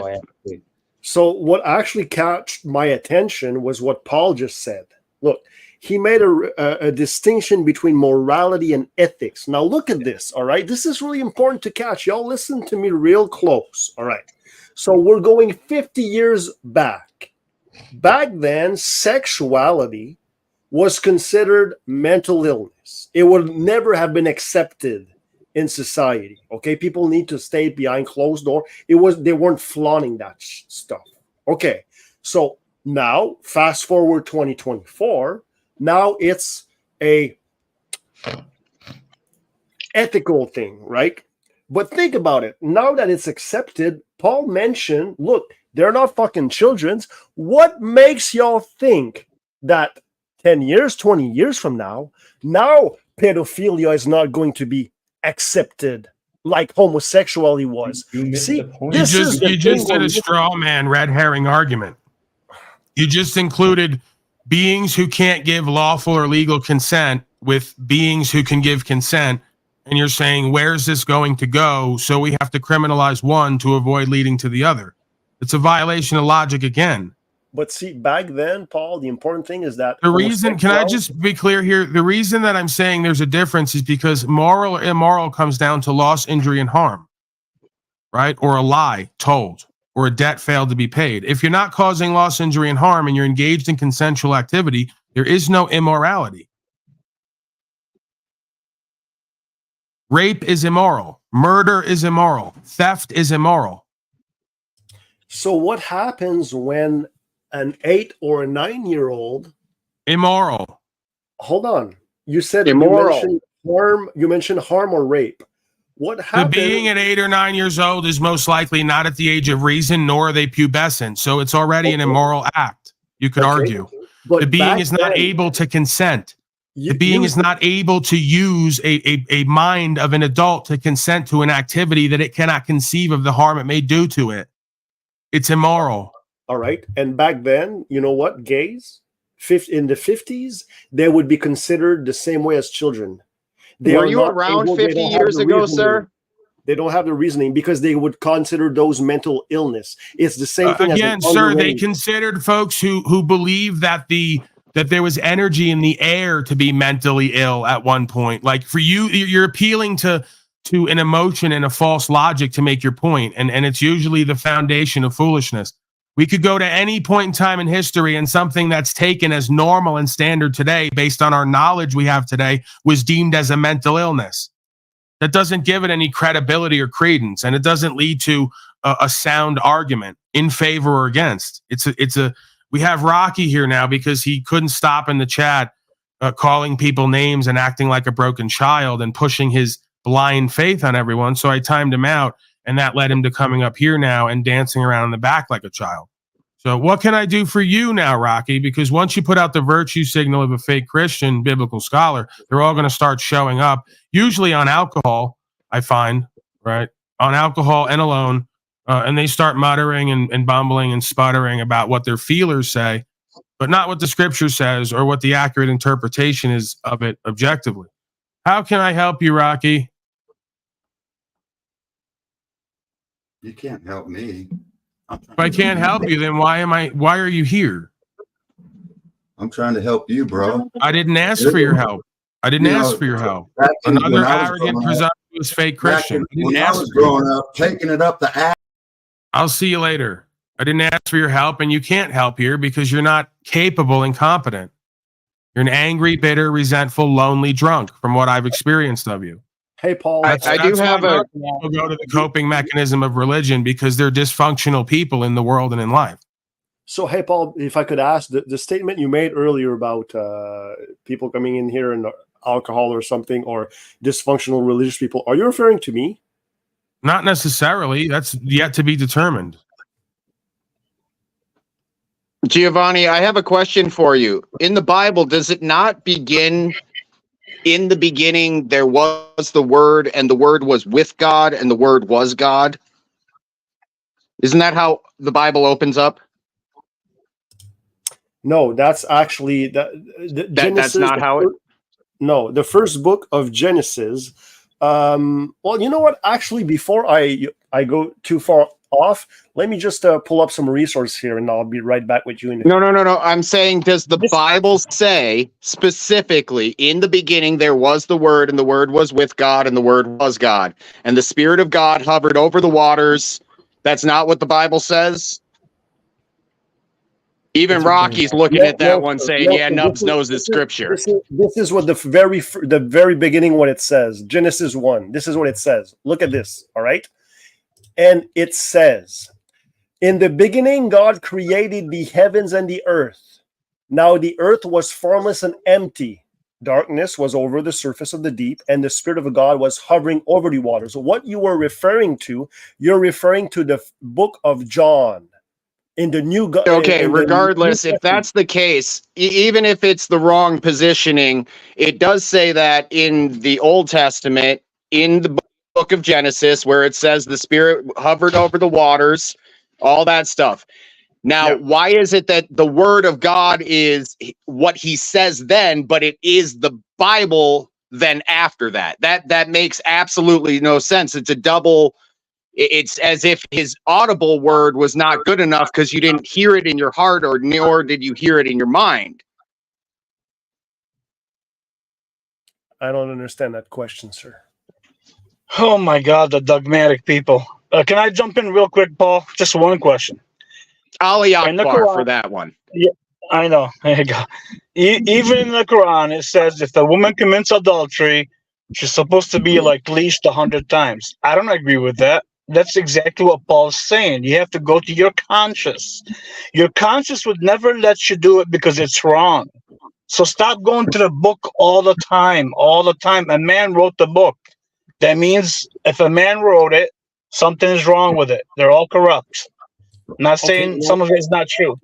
Basically, this all stems from I just had a question, and I'm going to go back to it. And you guys answered it. I just asked initially, y'all remember, I just asked, do y'all actually read the Bible? I just asked this question because Paul was making some biblical quote statements. That's all. That's the reason why this question came. Now, y'all answered my question. That's good. I got my answer. All good, guys. Well, Giovanni, I have one quick question for you. Did you come with an assumption of an answer that you were looking for? Because that seems like I know about loaded questions. I ask them all the time. They're always loaded. And that seems like a loaded question to somebody that's asked loaded questions. Because it'd be like kind of like I come up and say, hey, Paul, do you really stand for rights and freedoms, or do you do you go behind? It's the same fucking bullshit. It's a judgmental position where you should not be as a Christian, and it makes you really look like a hypocrite. And I say Christian as in man of faith, because I know you said you weren't a Christian. Rocky claims to be a Christian, but you're all the same. You come with your judgments as if you really are set apart, yet you pay your taxes just like any other fucking slave. Yeah. How are you set apart? They cling to their Bible as a false power differential and means of authority when you go and question them and ask them about what their experience and knowledge is, and it's lacking. So they cling to the Bible in order to create a power differential. It doesn't do that. It just makes you look arrogant and presumptuous and foolish because you claim God wrote a book that was obviously written by people. And if people wrote it and it's the word of God, well, then the word of God is within people, making the book superfluous. 50 years ago, absolutely. 50 years ago, everybody knew taking it up the ass was immoral. Why? No, everybody did not know. that taking it up Yeah, the ass was immoral. That's why is you it have immoral? ancient If synagogues. there's no that loss, injury, or harm, and it's consensual between two adults, where's the immorality? The harm. The judgment is the immorality, Rocky. Judge You're not lest letting ye him be answer. judged. You're doing the nub show. You guys are all perverts. And There we go.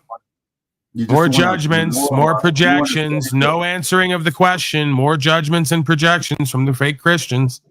Yeah. Yeah, everybody knows it's unnatural to take it up the ass. We didn't talk about, You guys first are of all, we didn't immoral. talk about natural or not, and there's evidence of homosexual activity from the beginning of time in animals and in humans. So where do you get the idea, even if it is unnatural, that equates to immoral, which it's not unnatural because it's been appearing everywhere from the beginning of time on some level?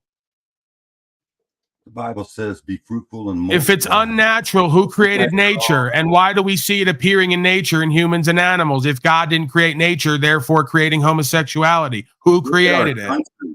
It's been destroyed by these homos and people like you. There you go. The country's been destroyed by homos.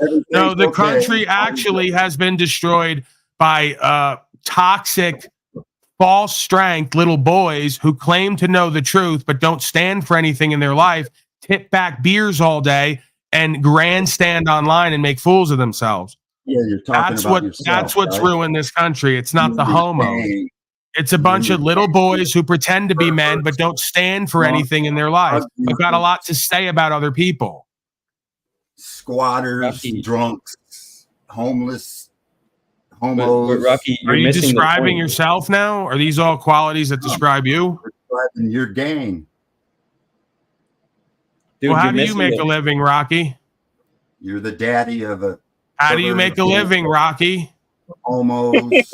How do you make a living, Rocky? We're never going to get an answer to any question because he knows he just described himself. That's where the lashing out comes in. I think you got a bisexual aspect to you that you don't want to confront. I think that you're a homeless squatter who doesn't make a living. I think you probably live off government entitlement programs like most old citizen slaves on these panels. Full of it. Mr. I'm a godly, righteous Christian. I bet you're in and of the world and of the devil in every which way. And it scares the shit out of you. So you cling to your dogma and false sense of self. The word of God and keeps morals and is anti-homo and anti-lesbian. I'm the bad guy. Then why do you make him if he's anti? Oh, shut up, Nubs. We all know you hate Jesus. Right, why would you use common sense? You hate Jesus by asking a logical question. Another religitard can't get out of his own way. He All right, attacks me. Anyone that comes up I'm just going to end with this. I'm going to put it in the chat. All right, Romans 1. Did it show up? Did it show up? Yeah, it's there. It's there. All right. So Romans 1, 26, 27. So for this reason, God gave them up to their passions of dishonor, for even their females exchanged the natural use for that which is contrary to nature. And likewise, also the males, having left the natural use of the female, were inflamed by their lust for one another, males with males, committing what is shameful, and receiving in themselves the recompense which was fitting in their error. Hey, Giovanni, before you go, wait, hold on. No, now I'm going to interrupt. No, one more question. No, he's running. The coward's running now. He's going to post his scripture, misinterpret it, then run away and claim to have won in truth. They're all the same. Giovanni, if two attractive women are naked in front of you kissing, you're just going to be like, you're going to stone them to death and what with your hard dick at the same time? See, that's a problem in this generation, man. This is a problem. The problem is that there's two things. There's the flesh and there's the spirit. All right. No, don't give me a fucking diatribe about your thoughts about it. Just answer the question, man. Please. See, that's a problem. There's two things wrong. First of all, your dick's going to be hard, and God did that. He can't get out of preacher mode because he's here to preach and teach, and he can't answer questions as a man. Right. No, He's another agent, another actor who can't answer direct questions as a man because he's inauthentic, disingenuous, and has to be in preacher mode.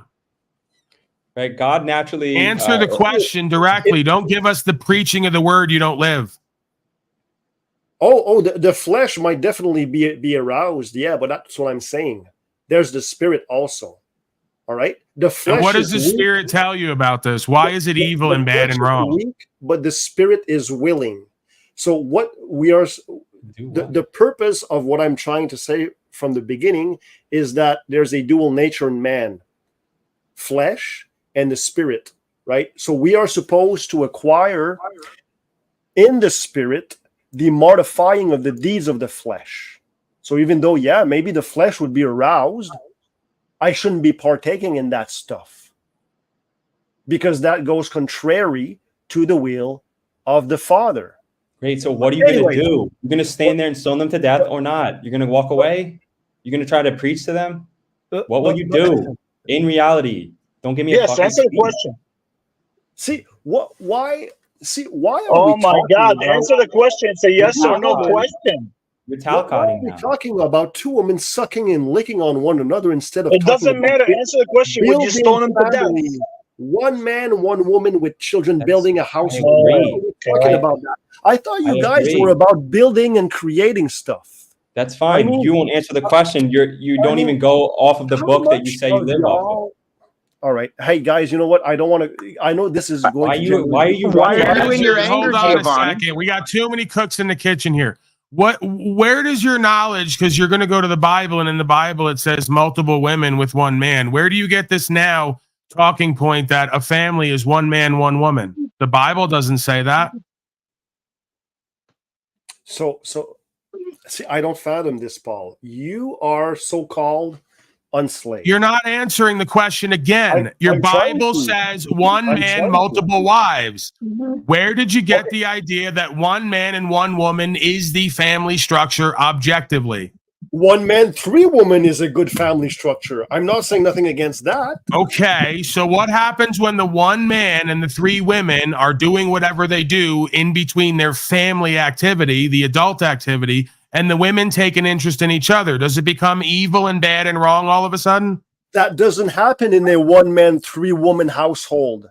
It The doesn't. man- Women don't generate a love for each other and an attraction for each other, and don't wind up maybe sharing affection or intimacy with each other and the man. That doesn't happen.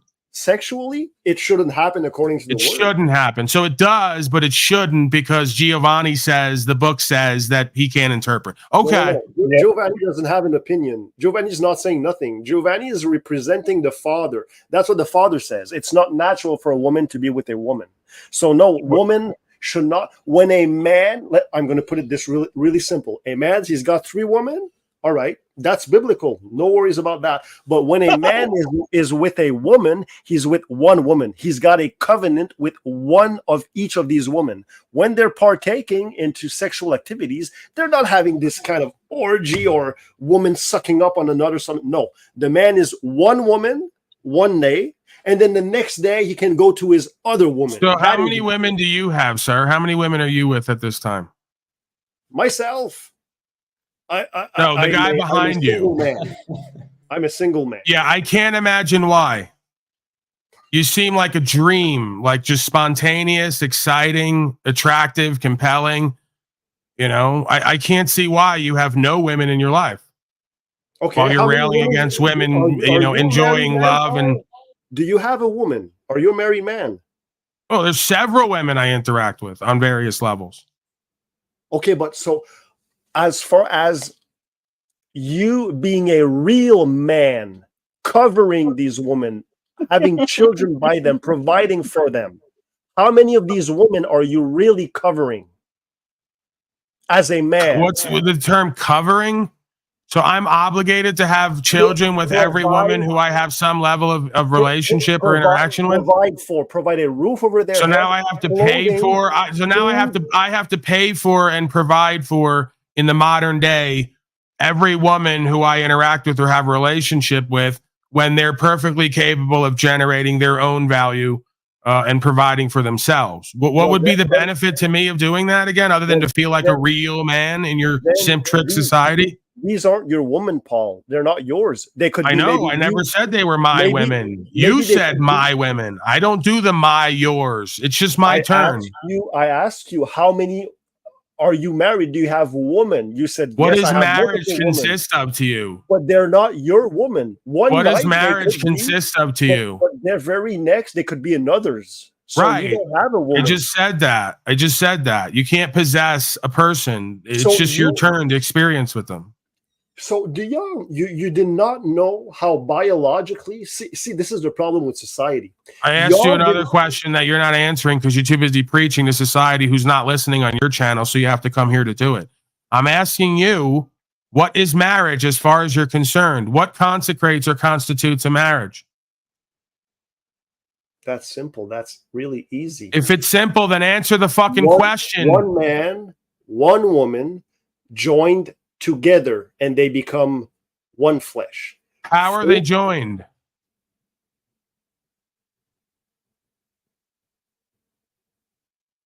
I don't understand the question. How are they joined? You said one man and one woman joined together. Does that mean legally with paperwork at a church in front of a pastor? What constitutes marriage? The man will leave his father's house and will be joined to his woman, and they will become one flesh. And that fruit that comes from that is the children. That is marriage. That is marriage.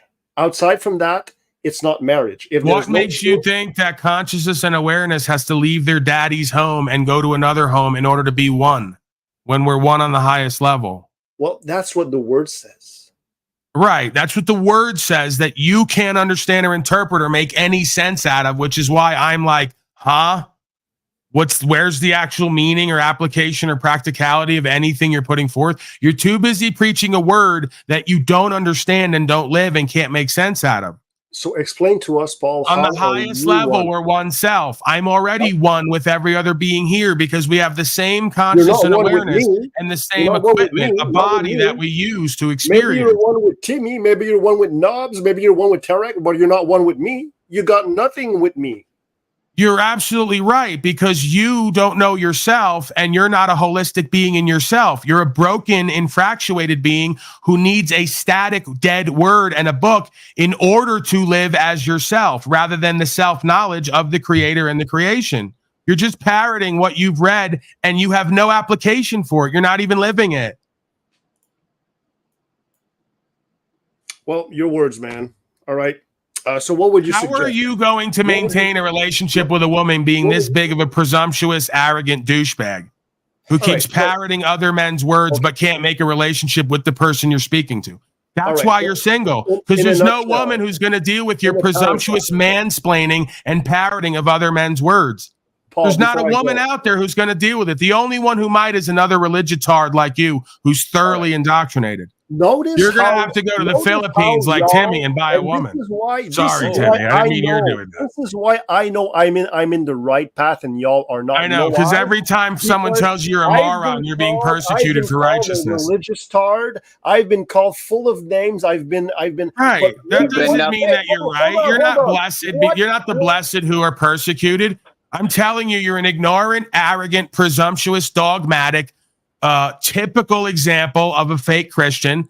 You can't even give a direct answer 3/4 of the time when you're asked a direct question. When I ask you where your women or woman are, you say, I have nobody, because I can tell you there's not a woman out there who's going to take you serious and credible when you can't talk to a person. There he goes in the defensive body language because he's projecting that he won and he knows he's right while subconsciously he knows he's wrong and lost and is making a fool of himself.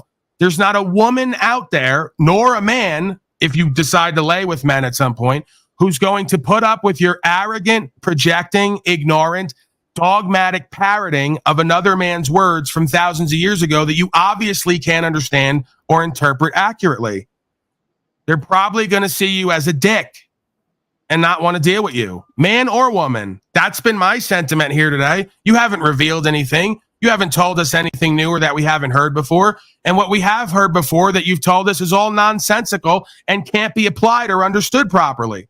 So where does this go exactly other than you doing what you were planning to do 20 minutes ago, which is get defensive, run away, and then proclaim that God favors you because you couldn't be received or create a relationship with anyone here based on some sensible truth.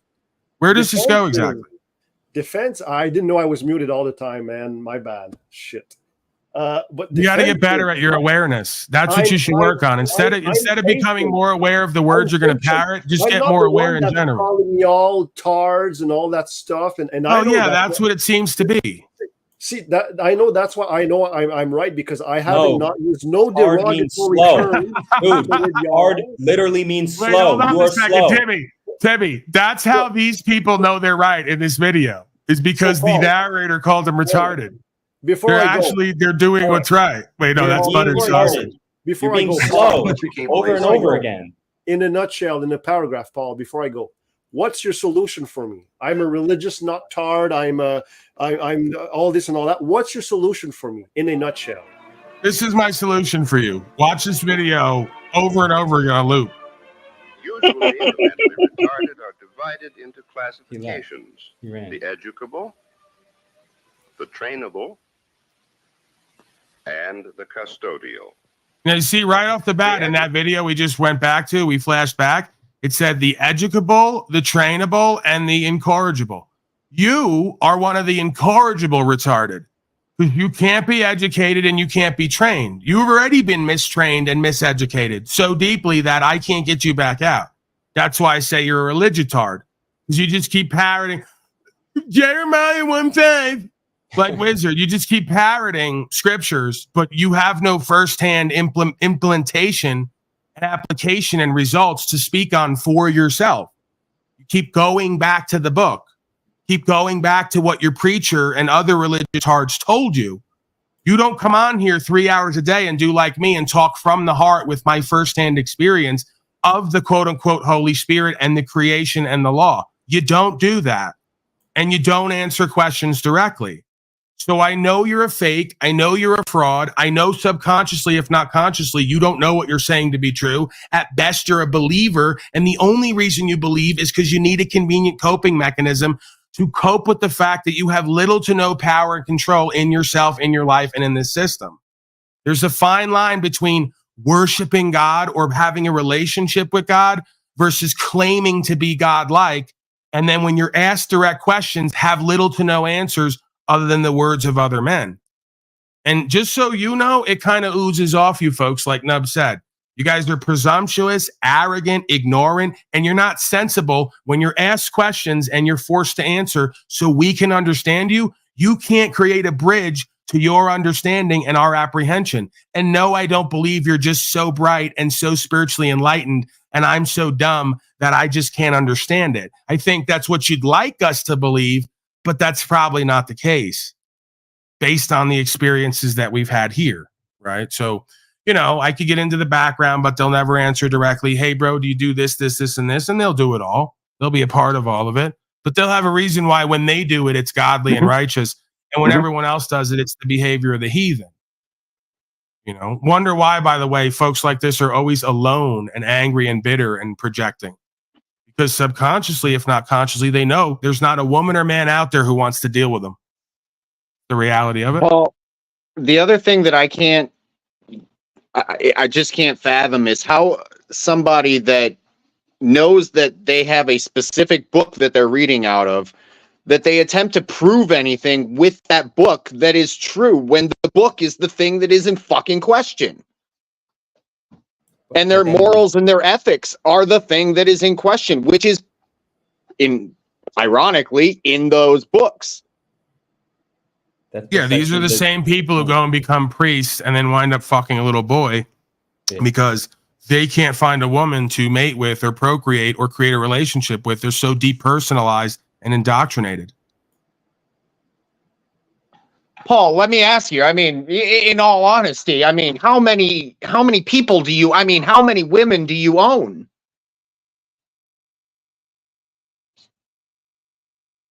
All right, we got to wrap up here at some point. We're already 42 minutes over. I never got to news.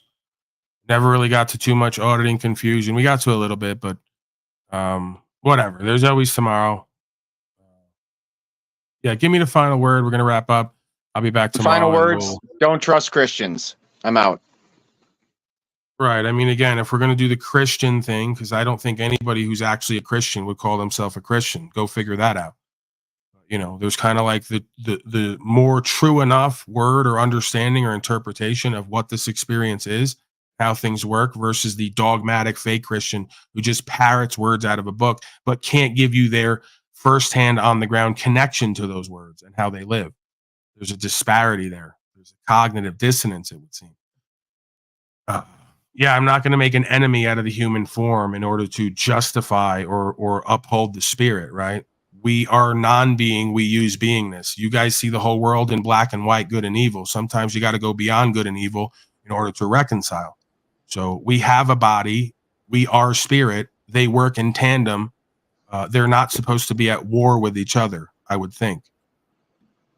So as much as you think your dogma is freeing you, I think it's putting you deeper into a mental, emotional, and sexual cage where you can't actually actualize and realize as an authentic man. You're too busy following the dictates of a book written by hypocrites and egotists. On the face of it, it's obvious.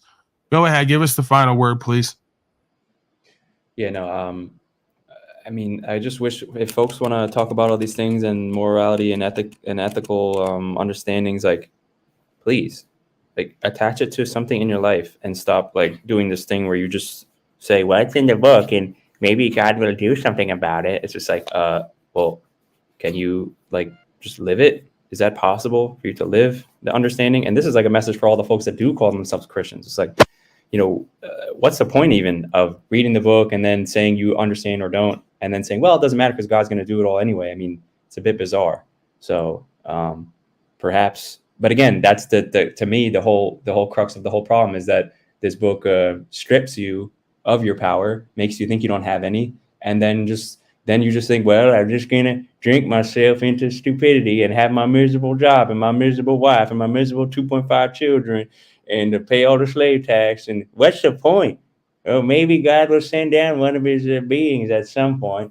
And it's bizarre that you think you're going to be able to identify that when it comes, or if it's already there. Oops, look in the fucking mirror, perhaps. All right. Anyway, Paul, thanks, man. See you next time. O'Shea. Thank you, Mr. Timmy. All right, boys. Yeah, I think that folks are forced to look at the fact of how much their nature has been nurtured into toxic guilt, where they make an enemy out of their own godly nature because it seems to be a lot like the animals around us. Maybe the animals and humans are not so different and not so divided and not so far apart. Maybe you should stop putting certain things up and holding other things down, making some things beautiful, therefore other things become ugly, making some things ultimately objectively good and other things therefore objectively evil. This is the foolishness of riding the line of the black and white and never attaining the middle way in the gray area. Okay, so I'm not separate from the animals. I'm a creation just like they are. And that means we're all under God.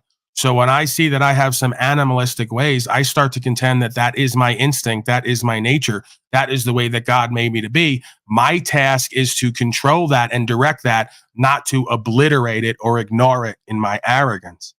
Go ahead, sir.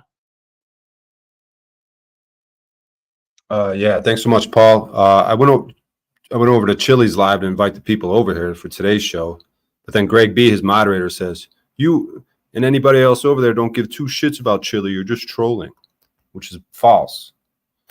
You know, they might see, oh, they're shitting on Chili, but really it's because it's for care. We come with the spirit of truth. So, because we want him to level up and be the best he can, just like everyone else. So, well, if Chili's a constitutional law scholar and I've done more law scholaring by far than him, well, then by proxy, I care more about Chile de Castro than even he does himself.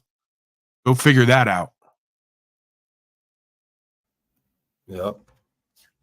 Exactly. I got to thank James Law said, cheers, bro. Thank you for your contribution, Mr. Law. Rachel Hancock says, well, no message. Thank you, Mr. Thank you, Mrs. Hancock, for your contribution. You folks are angels and blessings to me. Fallen angels, of course, because if we're in human form, we're like lowly, despicable, disgusting worms. And if you're contributing value in various ways that are not like directly of God, well, then you're an evil, lowly swine. So you're fallen angels and blessings for me in this fallen world. Is that better for you, folks who have this obsession and fixation with the religious language?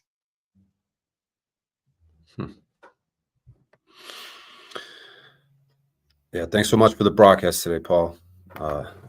Thank you, Brian O'Shea. Yeah, you're welcome, man. And I look forward to tomorrow, and I look forward to this, what's going to happen with Brian from Impact Flicks, the whole Chili connection. So I look yeah, thanks forward again. to having sex with all the women of Unslavia, but one at a time, not all in a group, because one is godly and the other, of course, is terribly evil.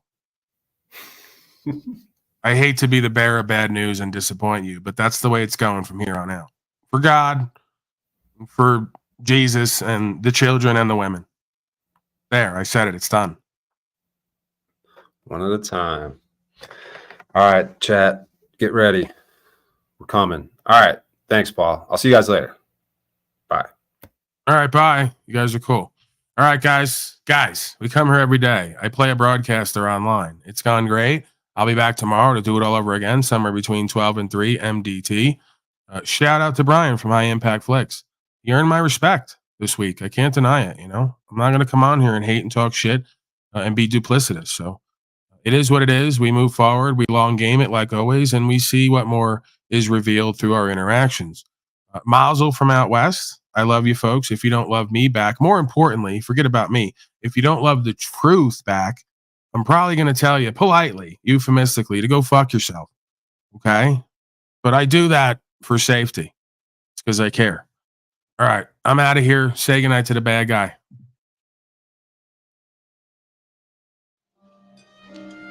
Me, I always tell the truth, even when I lie.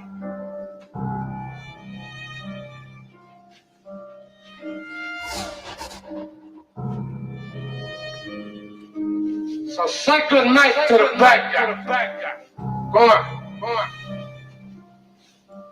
The last time you're gonna see a bad guy like this again. The great reset's happening. So when you get all your pretty and nice shit taken away and your bullshit job that leads to nowhere, and you're forced back on the land and have to be self-sustainable and co-creative and work with what is, this talk about your feelings and your ego is going to go right out the window, because the God and the elements and nature are going to present what needs to happen next. 9 out of 10 times.